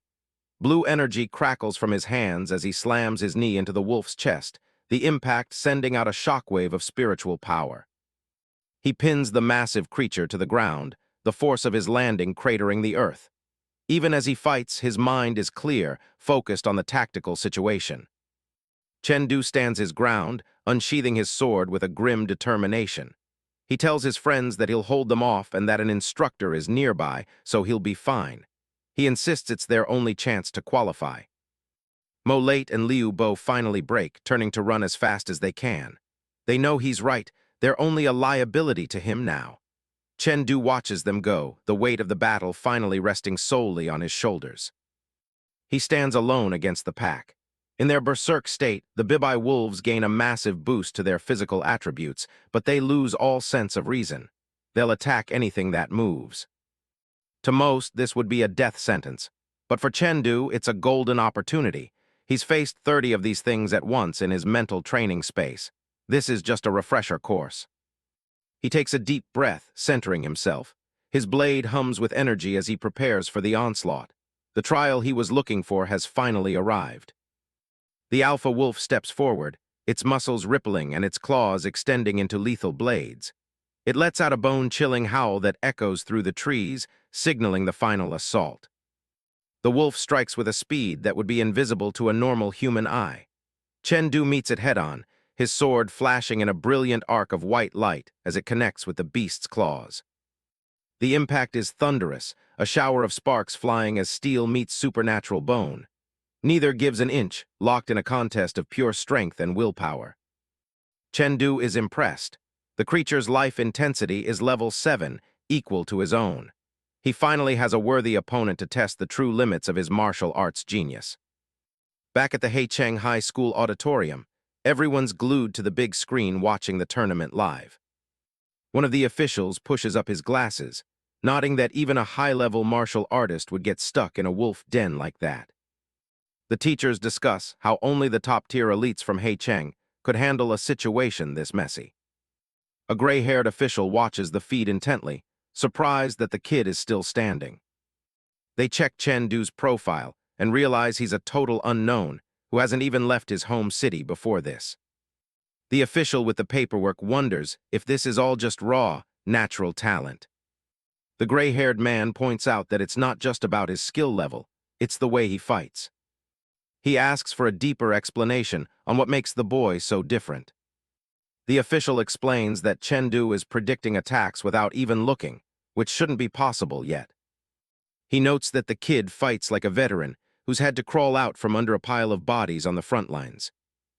They assumed he had some secret training or high-level background info on these Bibai wolves. But looking at the records, he's just a normal kid from an ordinary family with zero connections. Back in the woods, Chen stands his ground as the pack circles him. Wolves lunge from every shadow, but his blade is already moving. He kicks off the forest breeze technique, a blue arc of energy slicing through the air. Chen quickly calculates the threat, realizing most of these beasts are even stronger than what he faced in the crystal space. He brings his sword down with a thundering war drum's strike, creating a massive explosion of light. The tip of his blade glints as he resets for the next wave. He jumps onto a tree trunk, using the height to keep the wolves at bay. Sweat drips down his face as he realizes he needs to find a way to break through his limits right now. He kicks off the tree, diving back into the center of the pack. The goal is to take out the leader first, while the others are caught off guard. He lands with a heavy slam, blue energy rippling out from his position. A wolf lunges at his head, forcing him to block with everything he's got. All the constant dodging is starting to take a serious toll on his stamina. He grits his teeth, knowing he has to finish this fight immediately or he's done for. Claws fly from every direction as the wolves try to overwhelm his guard. One of the beasts finally catches him, its claws leaving a dark gash across his torso. He ducks under a lunge, barely staying a step ahead of the group. He carves through a wolf's hide, but more are already leaping at his back. Another predator charges straight at him with glowing red eyes. He spins and parries, but the sheer force of the pack is pushing him to the edge. Another strike connects, and Chen vision begins to blur from the strain. The lead wolf lunges with a red aura, sensing that its prey is finally slowing down. He tells himself his sword has to be faster and heavier if he wants to survive this. A memory of his family flashes through his mind, his father laughing and his sister waving goodbye. He thinks back to the endless hours of training against the four-armed machine. His teacher's smile echoes in his thoughts, reminding him why he's fighting. This isn't just a tournament anymore. It's the moment that changes his entire life. He grits his teeth with a roar, his determination pushing past his physical limits. A dark silhouette with glowing eyes takes over as he commits everything to one final strike. A massive pillar of blue light erupts, obliterating the lead wolf and the entire pack in one shot. Chendu's eyes light up as he realizes the very feel of his sword movements is starting to flow differently. He's no longer just swinging a weapon, he's becoming a part of the storm swirling around him. A massive bibai wolf snarls, its eyes glowing with a feral red light as it prepares to lunge. Teacher Lin Yun stood monitoring the entire situation from afar, thinking to himself how foolishly easy it was for people in this world to trust one another. Teacher Lin Yun figured that the outcome of the match had already been decided long ago, and now was the perfect time for him to step in, stop everything, and clean up the rest for his students. But the teacher's calculations were instantly shattered to pieces when a massive surge of power suddenly erupted furiously from the wolf den. Chengdu stands with his back to the wreckage, blue energy rippling off his shoulders. A whirlwind of energy shreds everything in its path, leaving nothing but dust behind. He plants his foot firmly on the scorched earth, the dust still settling around him. The boy stands tall, his sword radiating a cold, blue fire that illuminates the clearing. He catches his breath, realizing that his blade is now perfectly in sync with the flow of the wind. He tightens his grip on the hilt, feeling stronger than he ever has before. A system notification confirms the impossible. His flowing light sword art has officially upgraded to 99% mastery. The massive screens in the auditorium show the aftermath of the battle to the stunned crowd. Teacher Lin Bei is floored, unable to believe a student could pull off a breakthrough in the middle of a death trap. The elder official notes that normally, the exhaustion alone would have killed any other student. Another teacher points out that Chengdu's power level seems way beyond what a Tier 1 student should be capable of. He suspects the boy's mental power is actually approaching level 10, which is unheard of at this stage. They realize they're looking at a student with the potential to become a legendary soaring martial artist. The gray-haired official explains that once his mental power hits level 10, his soul will evolve into a martial soul. He warns that reaching 100% mastery is the final, most difficult threshold he'll have to face. His colleague laughs, telling him he's being way too strict considering how outstanding the kid already is. In the stands, the students are confused as they see the Mi City team heading toward the wolf den. It finally clicks for everyone that the Mi City crew were the ones who pointed Chengdu's team toward the trap. A girl from the Mi City team asks Zhang Shuai if they can really loot the badges without any trouble. Zhang Shuai is confident that the teachers will have to step in and save them, which means an automatic loss for Liang City. He explains that once they're eliminated, the rules state their badges must stay right where they fell. He flashes a sinister, fanged grin, knowing there won't be any other teams or wolves left to stop them. He flips a badge into the air, already celebrating their easy win. The Mi City team finally arrives at the spot where they expected to find a massacre. Instead, they find a graveyard of wolf corpses scattered across the forest floor. Zhang Shuai breaks into a cold sweat as he realizes something is very wrong with this picture. One of his teammates spots the target and points it out. The badges are sitting right on top of the largest wolf corpse in the pile. The blue glowing badge sits undisturbed amidst the carnage. The team walks through the clearing, impressed that the teacher managed to kill every single wolf. Zhang Shuai stands among the bodies, feeling a deep sense of unease. His eyes dart around as he realizes they've overlooked a terrifying detail about how these wolves died. He suddenly screams for everyone to run, realizing the badges were just bait to lure them in. His teammate can't believe it, doubting that Chengdu could have cleared the entire den alone. A sudden slash of blue energy cuts through the air, silencing the conversation. Chen Du steps out from the shadows, calmly confirming that he really did kill them all by himself. Chen Du leads Mo Late and Liu Bo out from behind the bushes, surprising the Mi City team with their sudden appearance. He looks Zhang Xue in the eye, curious as to how the boy figured out they hadn't actually been eliminated. Zhang Xue pales, explaining that since supervising teachers are unarmed, they couldn't have sliced the wolves open with such precision. The memory of the savage beast wolves only makes the realization of Chen Du's strength more terrifying for the cowards who set the trap. A beast wolf snarls, its eyes glowing red as it prowls through the dark forest. In Chen Du's memory, Teacher Ling stands ready with various weapons during a training session. He realizes he still doesn't know the teacher's true weapon of choice and needs to stay more careful from now on. Back in the woods, Chen Du reaches down and pulls a blue badge from the fur of a dead wolf. Without a second thought, he tosses the badge behind him like it's trash. The teammate behind him is stunned. Chen Du isn't here for points, he's looking for a specific opponent. He checks the tracker on his wrist, trying to pinpoint where Wu Zhang is heading. It seems the official navigation is intentionally leading everyone straight into the jaws of the wolf packs. The team regroups, realizing the route they were given was nothing but a trap set by the organizers. Suddenly, a noise cuts through the air, putting everyone on high alert. Chen Du tells the hidden group to leave their badges and get out while they still have the chance.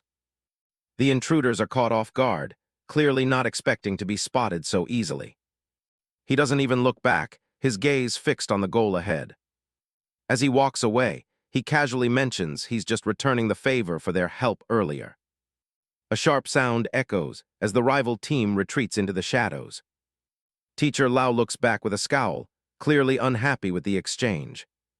He starts lecturing Chen Du about having no martial ethics for going back on his word. Mo Late and the other teammate just look at him with total confusion. Chen Du stops and glances back over his shoulder at the complaining coach. He's not about to let a lecture from the guy who tried to trap them slide. He smirks, telling the teacher that in the real world, this is just called strategy and deception. Looking at the 2 badges they've secured, the team realizes they've actually completed the set. Mo Late is impressed they managed to snag both the high and martial badges in one go. But Chen Du is still focused on his map, his mind already calculating their next move. Mo Late asks if he's really going to go after Wu Zhang in his current condition. Chen Du admits he's too drained. Even a lower-tier fighter could give him a hard time right now. He needs to play it smart and avoid unnecessary fights for the rest of the round. Nearby, the rival coach beats a hasty retreat, carrying his defeated students away. Chen Du brings up a new holographic route on his wrist device. He points out a specific detour they need to follow to finish the assessment safely. The teammates look at the map, wondering why they're taking such a long detour. Mo Late points out that Wu Zhang's goal was likely the star mark behind them, at least until those wolves got in his way. Chen Du isn't quite convinced, wondering why Zhang Xue specifically used the word midway just now. Mo Late can only stare back as the realization starts to sink in. Mo Late starts to realize that the real danger isn't at the finish line, it's the trip there. Chen Du breaks it down. The entire forest was designed to funnel teams into wolf dens to force combat. The map graphic shows how the organizers rigged the path to maximize encounters with beasts. He warns the group that they can't afford to let their guard down until they've fully passed the round. The reality of how meticulously the competition was designed starts to sink in for Mo Late. The other teammate nods, fully understanding the gravity of the situation. A heavy footstep crushes the dirt, signaling that they aren't alone in this part of the woods. A hand pushes through the thick brush as someone approaches their position. Zhangshan appears on the ledge above, carrying his massive sword case and looking down at them. Chen Du's eye goes wide as he realizes they've run straight into the one team they weren't ready for. Zhangshan stands tall, his massive sword case strapped to his back as he looks down at Chen Du's team. Chen Du is sweating. He didn't expect to run into the High City team, who are famous for having perfect-level experts. Zhangshan closes his eyes, sensing the raw potential and strength hidden within Chen. Chen and Molate are both on edge, fully aware they're facing a Tier 1 perfect expert. The heavy wooden sword case slams into the ground, kicking up a cloud of dust. It opens in an instant, revealing a lethal collection of swords ready for combat. Chendu's team prepares for a fight that seems completely unavoidable. But Zhou Xiaogu tells him to stop, her voice calm and authoritative as she steps forward. She notices the bloodstains on Chendu's gear and realizes he's already exhausted from fighting wolf packs. She smirks, telling him that whether it's him or Wu Zhang, she'll be the one to knock them out in the upcoming rounds. Zhou Xiaogu is full of confidence, boasting that her team is aiming for their 10th consecutive championship. Chen watches them walk away, surprised that she actually showed a sense of honor. He repeats her words to himself, still a bit skeptical about her heroic attitude. In his mind, he compares her to his own sister, the little girl selling nuclear bombs, and her unique idea of heroics. Zhangshan and Zhou Xiaogu walk off into the mist, discussing her decision to pass on an easy fight. Notes that her usual style is to finish opponents off quickly, without giving them a chance to breathe. She blushes and snaps back that they're on a live broadcast, and she has to maintain her public image. Night falls over the city, and the tournament participants finally retreat to their hotel rooms. Chen collapses onto his bed, finally finished with his grueling daily refinement plan. He checks his wrist display, noting that only 150 students managed to pass the first round. He calculates that he'll need to defeat at least 4 competitors tomorrow to keep moving forward. His mental power is currently at level 9, just a step away from a major qualitative change at level 10. He knows that reaching level 10 will practically guarantee him the top spot in the competition. To trigger that breakthrough, he enters the crystal space, a jagged, snowy mental training ground. He stands alone in the frozen landscape, his longsword already drawn and glowing with intent. A cold, blue aura flares around him as he prepares to face the next wave of challenges. The system alerts him that the 7th wave of monsters has officially arrived in the space. From the shadows, the menacing growls of powerful beasts echo through the snowy peaks. A massive silhouette emerges from the darkness, looming over Chen. He stares at the creature, immediately recognizing the lethal potential of this specific monster. It's the two-faced, three-bladed bear, a level 7 creature that radiates an overwhelming life force. The bear lunges forward with a roar, its giant paws swiping through the air with incredible speed. The force of its strike is immense, sending shockwaves through the ground as Chen blocks. Realizing he can't win through raw power, he decides to immediately change his angle of attack. He leaps high into the air, spinning to deliver a strike from a completely different direction. But the bear's reaction is faster than he anticipated, putting him on the defensive. He looks closely at the creature, finally understanding why it's called the two-faced, three-bladed bear. The beast swings its bladed arm, creating a massive explosion of energy that tears up the floor. Chen performs a tight flip in midair, narrowly avoiding the lethal shockwave.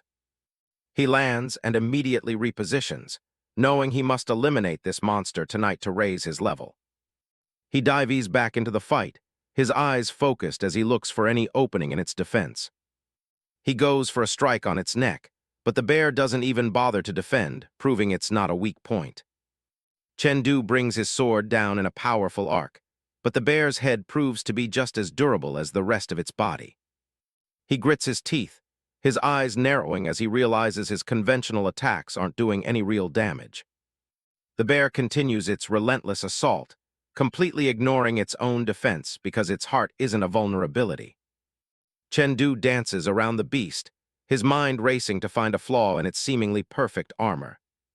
The monster swings its massive arm, the air whistling with the sheer force behind the blow. He parries the strike, his blade vibrating from the impact as he feels the bear's overwhelming life force.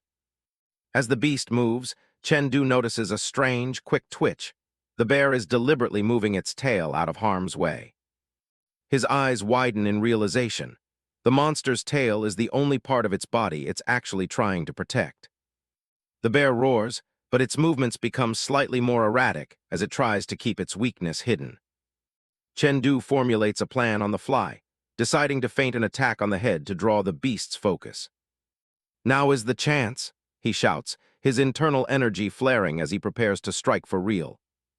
He ducks under a swipe, the massive paw passing just inches above his head.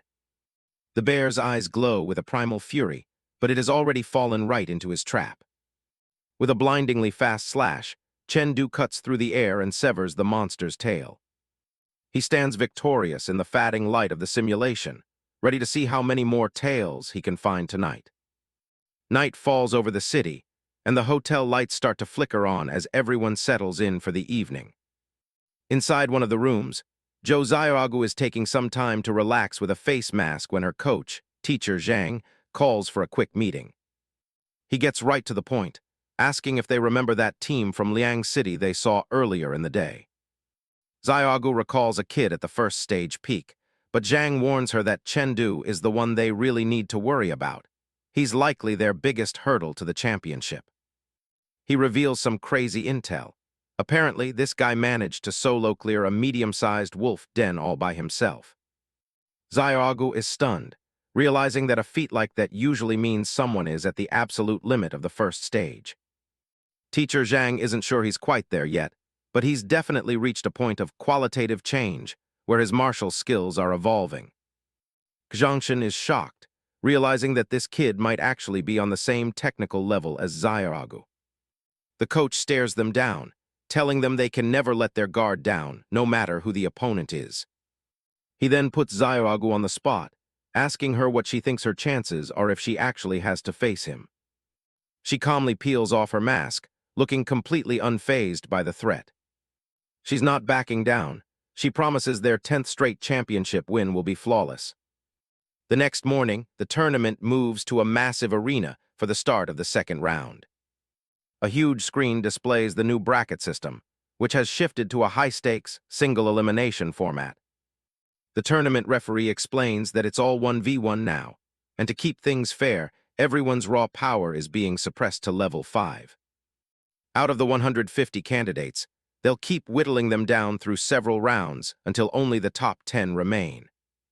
The seeding is dynamic, too. The faster you finish your current fight, the earlier you'll get to fight in the next round.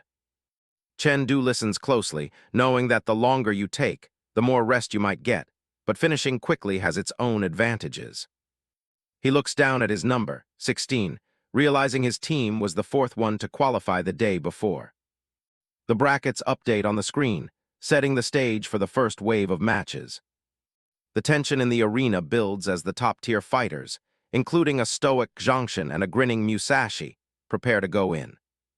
Chen locks in, sensing the intensity as the first match is announced. The crowd is losing it because the opening fight is already a clash between two major powerhouses. It's the Heicheng favorite, Xiaogu, going head-to-head against Musashi from the Lucheng team. Musashi has a manic grin on his face, clearly eager to start swinging.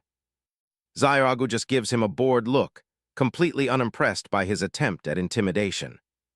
People in the audience are already calling this the match that will set the tone for the whole tournament.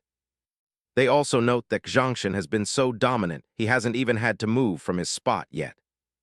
Chen watches from the wings, thinking this matchup is going to be very interesting to see. The official confirmation pops up.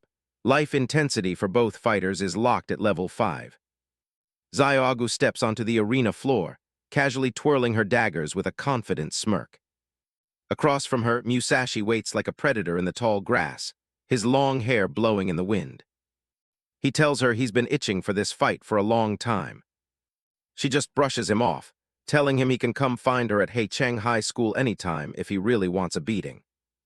Musashi draws his blade, eager to see if the invincible legend is actually all talk. Xiaogu doesn't wait. She lunges, her twin daggers becoming a blur as she tells him it's time to start believing. A massive shockwave rings out as their weapons meet for the first time. They exchange blows at crazy speeds, moving way faster than anyone else limited to level 5. The ground cracks as they collide again, sparks flying from the impact. Suddenly, a digital display appears, showing both fighters are at a staggering 90% in their martial skill index. The crowd is stunned to see the technical levels of the contestants shown in real time. A couple of students point out that their protective suits have chips that calculate their skill level based on how perfectly they are applying their power. A massive energy wave rips through the air as the clash reaches a boiling point. Jo Zyaogu is pushed back, her hair whipping around from the sheer pressure of the hit. Musashi slams his blade down with enough power to shatter the stage, blue light flaring everywhere. The martial skill index ticks up to 92% as Musashi keeps up his terrifying, wide-eyed grin. Zyaogu flips through the air, desperately trying to find a hole in his non-stop attacks. She realizes he isn't just swinging wild, he's staying perfectly on guard even when she's midair. He's playing it smart, aiming specifically for a supporting hand to disarm her. Zyaogu narrows her eyes, bracing herself for what's coming next. They collide again, sending another massive shockwave echoing through the stadium. The index on the big screen hits 99%, showing the crowd they're seeing peak-level technique. Musashi grips his hilt with both hands as a bone-chilling sword intent starts to leak from the blade. He unleashes a blinding blue energy blast that pushes his skill index even higher. He just laughs manically, even though Zyaogu managed to tag his shoulder and throw off his aim. Watching from the sidelines, Chen is completely confused. He can't recognize any of their basic moves. Zyaogu looks serious now, telling her opponent that the real fight is only just beginning. She lunges in with a purple energy flare, but Musashi's eyes glow as he tracks her every move. He locks onto her like a predator, his gaze as sharp as the edge of his sword. Zyaogu's twin daggers turn into a whirlwind of purple light as she tries to break through his guard. Every strike is a lethal exchange, and neither fighter is willing to back off an inch. In the stands, the scarred man leans over to Chen to explain the mystery of the final 1% of mastery. He asks if Chen really thought 100% was the next step after 99, while the kid is stuck on that weird 99.1% jump. The expert explains that this elite level is something called comprehension by analogy. Chen finally gets it. That's why the daggers are acting like staves and the sword is acting like a hammer. The trick is to use a weapon with different attributes to perform your basic skills all over again. It turns out Musashi is using his light sword to channel the crushing weight of a heavy hammer style. He's executing the chaotic cloak hammers, making his thin blade hit with the force of a wrecking ball. This is the first step of the technique, using a versatile sword to mimic the heavy forms of a hammer. Once you hit this level of intent, your opponent can't even tell what style you're actually using. Chen watches with wide eyes, realizing just how much more there is to learn. Zyaogu isn't falling behind, though. She's using her daggers to pull off staff techniques that have a massive reach. She stays focused, her movements becoming as fluid as a seasoned staff master. Her eyes snap to a tiny opening in Musashi's heavy swings. She goes for the kill, calling him out on the fact that a sword can't move exactly like a staff. Musashi just gives her an impressed smirk, acknowledging her high-level read. But his expression quickly turns dark as he calls out his next move. He unleashes the 3 hammers of Dark Winter, sending a giant blue wave of energy at her. Zyaogu thinks she's spotted a gap and charges straight into the energy field. That was exactly what he wanted. Musashi smirks, telling her she fell right into his trap. Before she can retreat, the trap snaps shut, and the look of pure terror on her face says it all. The screen flashes a number no one expected to see. Musashi's skill index has reached 99.9%. A massive pillar of energy erupts from the arena floor as he hits the near limit of human mastery. The arena is a total wreck, choked with dust after that last massive impact. Up in the stands, everyone is freaking out. They're all wondering if the invincible Jo Zyaogu finally met her match. We cut back to just a moment ago when the fight was hitting its climax. Her opponent was already celebrating, convinced he'd snatched the title for himself. Chen watches from the crowd, just glad he didn't have to face this guy while he was drained yesterday. The challenger goes all out, swinging his staff with everything he's got. It's the fourth stance of his Holy King technique, a move meant to crush an entire army. Jo Zairagu doesn't even flinch. She summons a massive wall of water to push back. A literal tidal wave erupts in the center of the ring, swallowing the entire stage. She hits 100% of the Tier 1 limit, showing off a level of mastery that's basically unheard of. The audience is stunned. Breaking that threshold at only 17 is the stuff of legends. With his weapon broken and his plan foiled, the guy has no choice but to give up. The dust settles, leaving Jo Zairagu standing tall while her rival admits his total defeat. Chen is a little annoyed. He was hoping they'd wear each other out more so he could pick up the scraps. In the VIP booth, the scouts are impressed. They knew she was good, but reaching the limit is another story. It turns out her team kept her true strength a secret, so they wouldn't psych out the other participants. Teacher Peng can't help but smile. That kind of fighting spirit is exactly what they're looking for. Teacher Yu agrees, the girl is truly outstanding. Given her father's high-ranking position, they figure she'll likely head to Black Dragon Martial Arts University. As she walks off, she looks like she barely broke a sweat. The scouts note that even the guy she beat is talented, but he's already been snatched up by another school. They're starting to worry they're too slow and wonder if there are any other hidden gems left in the pool. Chen stays focused. He knows these elite universities only have eyes for the absolute best. The screen flickers to announce the next matchup on the roster. The crowd settles in as the next pair of fighters is called to the stage. Some of the students are already yawning, thinking nothing can top the last spectacle. But then the names pop up. Chen from Liang City versus Jiu Dairen from Wang City. Suddenly, everyone is wide awake. They all want to see the guy who cleared a wolf den solo. Chen steps out, looking as calm and collected as ever. His opponent, Jiu Dairen, is ranked number 2 and is clearly feeling pretty confident. Chen just gives him a look. This might actually be interesting. Jiu Dairen sighs, acting like he's just aiming to scrape into the top 10. Chen doesn't buy the humble act. If the guy is that sure of himself, he better bring it. Jiu Dairen admits he's heard about the solo run yesterday and gives credit where it's due. But he's betting Chen is exhausted and doesn't have much left in the tank for today. The match kicks off instantly, both of them lunging forward in a blur. Their blades meet with a sharp clang, sparks flying as they test each other's strength. Both fighters are sitting at a 90% power index. This is a perfectly balanced duel. Jiu Dairen smirks, thinking he's found a weakness in Chen endurance. He pulls out his Muramasa style, focusing all his power into one invisible edge. His martial arts index spikes to 96%, putting him ahead in raw skill. A massive shockwave ripples out as their weapons lock, neither one willing to back down. Jiu Dairen puts everything into a final, desperate strike. Chen stays calm, picking apart the Muramasa technique's glaring flaw. It has power but no flexibility. Jiu Dairen smirks, convinced he can just wait for Chen to collapse from his supposed exhaustion. But he has no idea about the massive recovery boost Chen gets from his training space. Chen isn't interested in a long fight. He wants this over right now. Jiu Dairen's eyes widen when he realizes Chen is switching to a direct thrust-type art. He grits his teeth, refusing to be outdone in a head-on clash. He unleashes his Crescent Moon Sky Piercer, but Chen counters with the second stance of the Flowing Light art.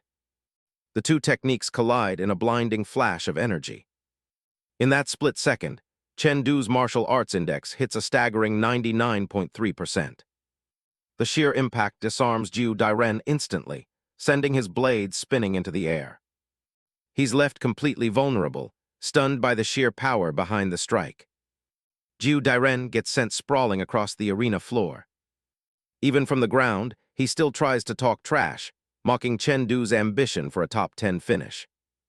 As he heads out, Chen reminds himself to keep avoiding Jo Zairagu's sharp edge as long as he can.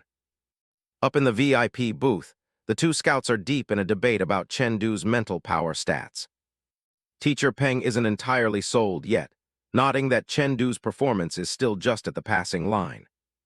Teacher Yu reminds him of the strict criteria for their elite kill-in class, Level 10 mental power is non-negotiable. They look over the recordings again, comparing his technical skill to their elite standards. Regardless of his current level, they agree he's a much better prospect than the guy he just flattened. Teacher Peng suggests they try to track him down that night and get him to sign a letter of intent. As the sun sets on the second round, the students head back to their hotel, buzzing for tomorrow's finals. Back in his room, Chen takes a moment to relax, glad he could navigate the matches without exposing too much. But for him, relaxing means more training, and he dives right back into his virtual simulation. He goes back to hunting bear monsters, putting his fresh combat experience to the test. He moves like a shadow, his blade finding its mark with lethal precision. He can feel the progress in every swing, his movements becoming more fluid. Finally, the notification pops up. His life strength has increased from 5.8 to 5.9. He leaves nothing but digital remains in his wake. He's looking for a real challenge now, something that can actually push his new limits. He's determined to see exactly how much the tiny 0.1 increase changed his combat effectiveness. He waits for the next digital beast to emerge from the darkness. Back in the real world, his phone starts buzzing on the bed with a message from Teacher Ling. He checks in on her, asking if there's some kind of emergency this late. He walks into her room and finds her hosting the two recruiters he saw at the tournament. Teacher Ling introduces them as representatives from the elite Qilin Martial Arts University. Chen can barely believe it. Qilin is legendary, one of the top 3 institutions in the world. They explain they're in charge of the Qilin class, a program designed to produce the absolute strongest fighters. Chen is hesitant, honestly thinking his current stats shouldn't be enough to catch their interest. He asks why the requirements for mental power and life strength are set so incredibly high. Teacher Yu realizes that Chen teachers have left out some pretty crucial information. He starts explaining the hidden treasures, special nodes in the body that unlock once you become a true martial artist. Teacher Yu explains that meeting just one recruitment requirement before becoming a martial artist allows a person to open 2 hidden treasures at once. He adds that meeting both the martial skill and spiritual power requirements simultaneously could even unlock 3 treasures. There are 10 hidden treasures in total, each acting like a passive skill that boosts a martial artist's attributes. Chen listens intently, finally starting to understand the gap between ordinary fighters and true geniuses. Unlocking double treasures makes someone a genius, but triple treasures represent a peerless level of talent. Teacher Yu smiles, clearly seeing that kind of potential in the young man standing before him. Teacher Peng cuts in, offering Chen a C-rank letter of intent, making him a reserve candidate for the Qilin class. He explains that top-tier schools like Qilin, Black Dragon, and Heavenly Phoenix only recruit through these types of exclusive contracts. Upon signing, Chen would receive $1 million's worth of resources, including rare medicines and elite sparring partners. The contract even has an upgrade path to B rank if he meets the requirements before officially becoming a martial artist. Chen asks a critical question. If he signs, can his family move with him and settle down near the university? Teacher Peng shakes his head, explaining that current safety regulations only allow active martial artists to travel and relocate freely. Hearing that, Chen politely declines, apologizing for wasting their time. The 2 teachers are stunned, wondering if he's holding out for an offer from Black Dragon or Heavenly Phoenix. To their shock, Chen reveals he's interested in Huangshan Martial Arts University instead. Teacher Yu is flabbergasted. Huangshan is a respectable school, but it's nowhere near the level of the top 3.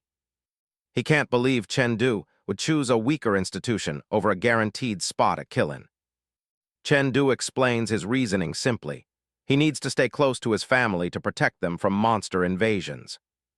Teacher Peng points out the extreme rarity of entering the Qilin class, with odds lower than 1 in 1 million.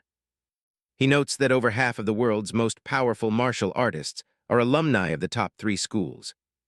He urges Chen to think bigger, arguing that a true genius has the power and influence to protect far more than just one family. A slight, confident smile plays on Chen lips as he listens to their pitch. Despite their persuasive arguments, Chen stands his ground and officially passes on the contract. As the teachers leave the room, the hotel suite feels suddenly very quiet. Chen turns to teacher Ling, who has been watching the entire exchange in silence. She offers a warm smile, telling him that while advice is good, there's nothing wrong with walking his own path. She sighs as he leaves, realizing she'll have to work with the principal to find another way to convince him. Back at the Zhou family training ground, Zhou Xiaogu is hard at work. She swings her practice staff with everything she's got. Her movements are fluid, blue energy trailing behind every strike. She puts her whole soul into one final, powerful thrust. But her father stops her cold by catching the staff with just 2 fingers. He tells her she's been at it for 3 hours and needs to call it a day. She collapses onto the floor, grumbling about how she'll take him down one day. He tosses her a peach soda, telling her to focus on winning the championship tomorrow instead. She takes a sip, confident that her hidden trump cards will bring the win home for Chang. The scene shifts to the High City First High School auditorium, where the final stage is set. Chen makes his way through the halls as the atmosphere for the finals heats up. He suddenly stops, feeling like someone is watching him from the shadows. Up in the observation booth, the scouts are impressed he noticed them with just level 9 spirit. His companion points out the VIPs in the stands. All the major school principals have shown up.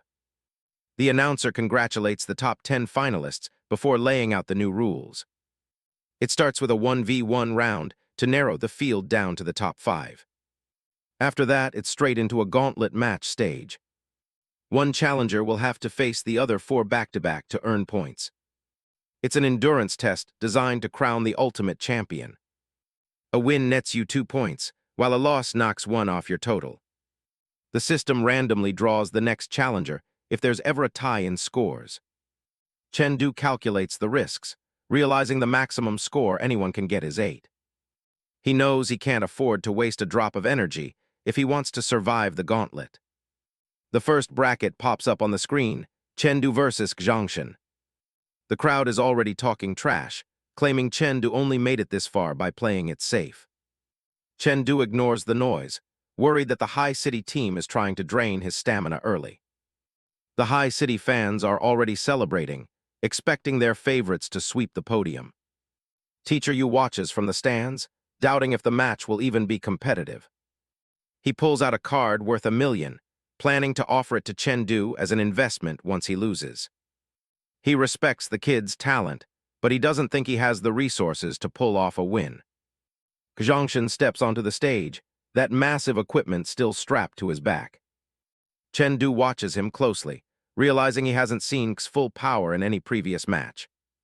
He decides to play it cool and see what his opponent does first. X smiles as he draws his blade, eager for the fight he's been waiting for. The air in the arena suddenly turns heavy. A massive shockwave ripples through the arena as they finally engage. Chen barely sees the strike coming. He catches the blow on his blade, stunned to see using the flowing light sword art. He admits he was just as surprised when he saw Chen use it yesterday. The 2 blades scream as they grind against each other, sparks flying everywhere. He tells Chen to forget about technicalities. This is going to be a battle of raw strength. Chen grinds his teeth as the pressure mounts, is going all out from the start. The crowd goes wild as they realize Zhangshan's martial arts index is at 99%, exactly the same as Chen puts his back into the fight, shouting that the match is far from over. A massive surge of energy erupts from X's blade as he pushes his limit. Chen grinds his teeth, wondering if his opponent has also achieved mastery through analogy. X launches into the air, bringing his sword down with crushing force. Chen realizes it's not just a strange aura, it's spirit power attachment, making every blow heavier. The system updates X's index to 99.2% as the pressure in the arena hits a fever pitch. X lands and immediately resets his stance, ready for the next exchange. Chen knows he has 4 more people to beat today. He can't afford to let this duel drag on. X taunts him, asking if he's ever going to go on the offensive. Chen Du's gaze sharpens as he decides to end the battle in an instant. He initiates the fourth form of his sword art, the Azure Dragon's Pierce. He charges forward with blinding speed, leaving a trail of blue light in his wake. He prepares to meet him head-on, confident that a direct clash favors his heavier style. But mid-strike, Chen Du shifts his entire momentum into the second form, Golden Shock. Before can even react, Chen Du transitions again, this time into the third form, Clear Forest Breeze. With a final cold parting word, he executes the decisive strike. The blade passes clean through X's defenses, leaving a deep gash across his chest. X stands there in shock, unable to comprehend how he was defeated so quickly. The system confirms the result.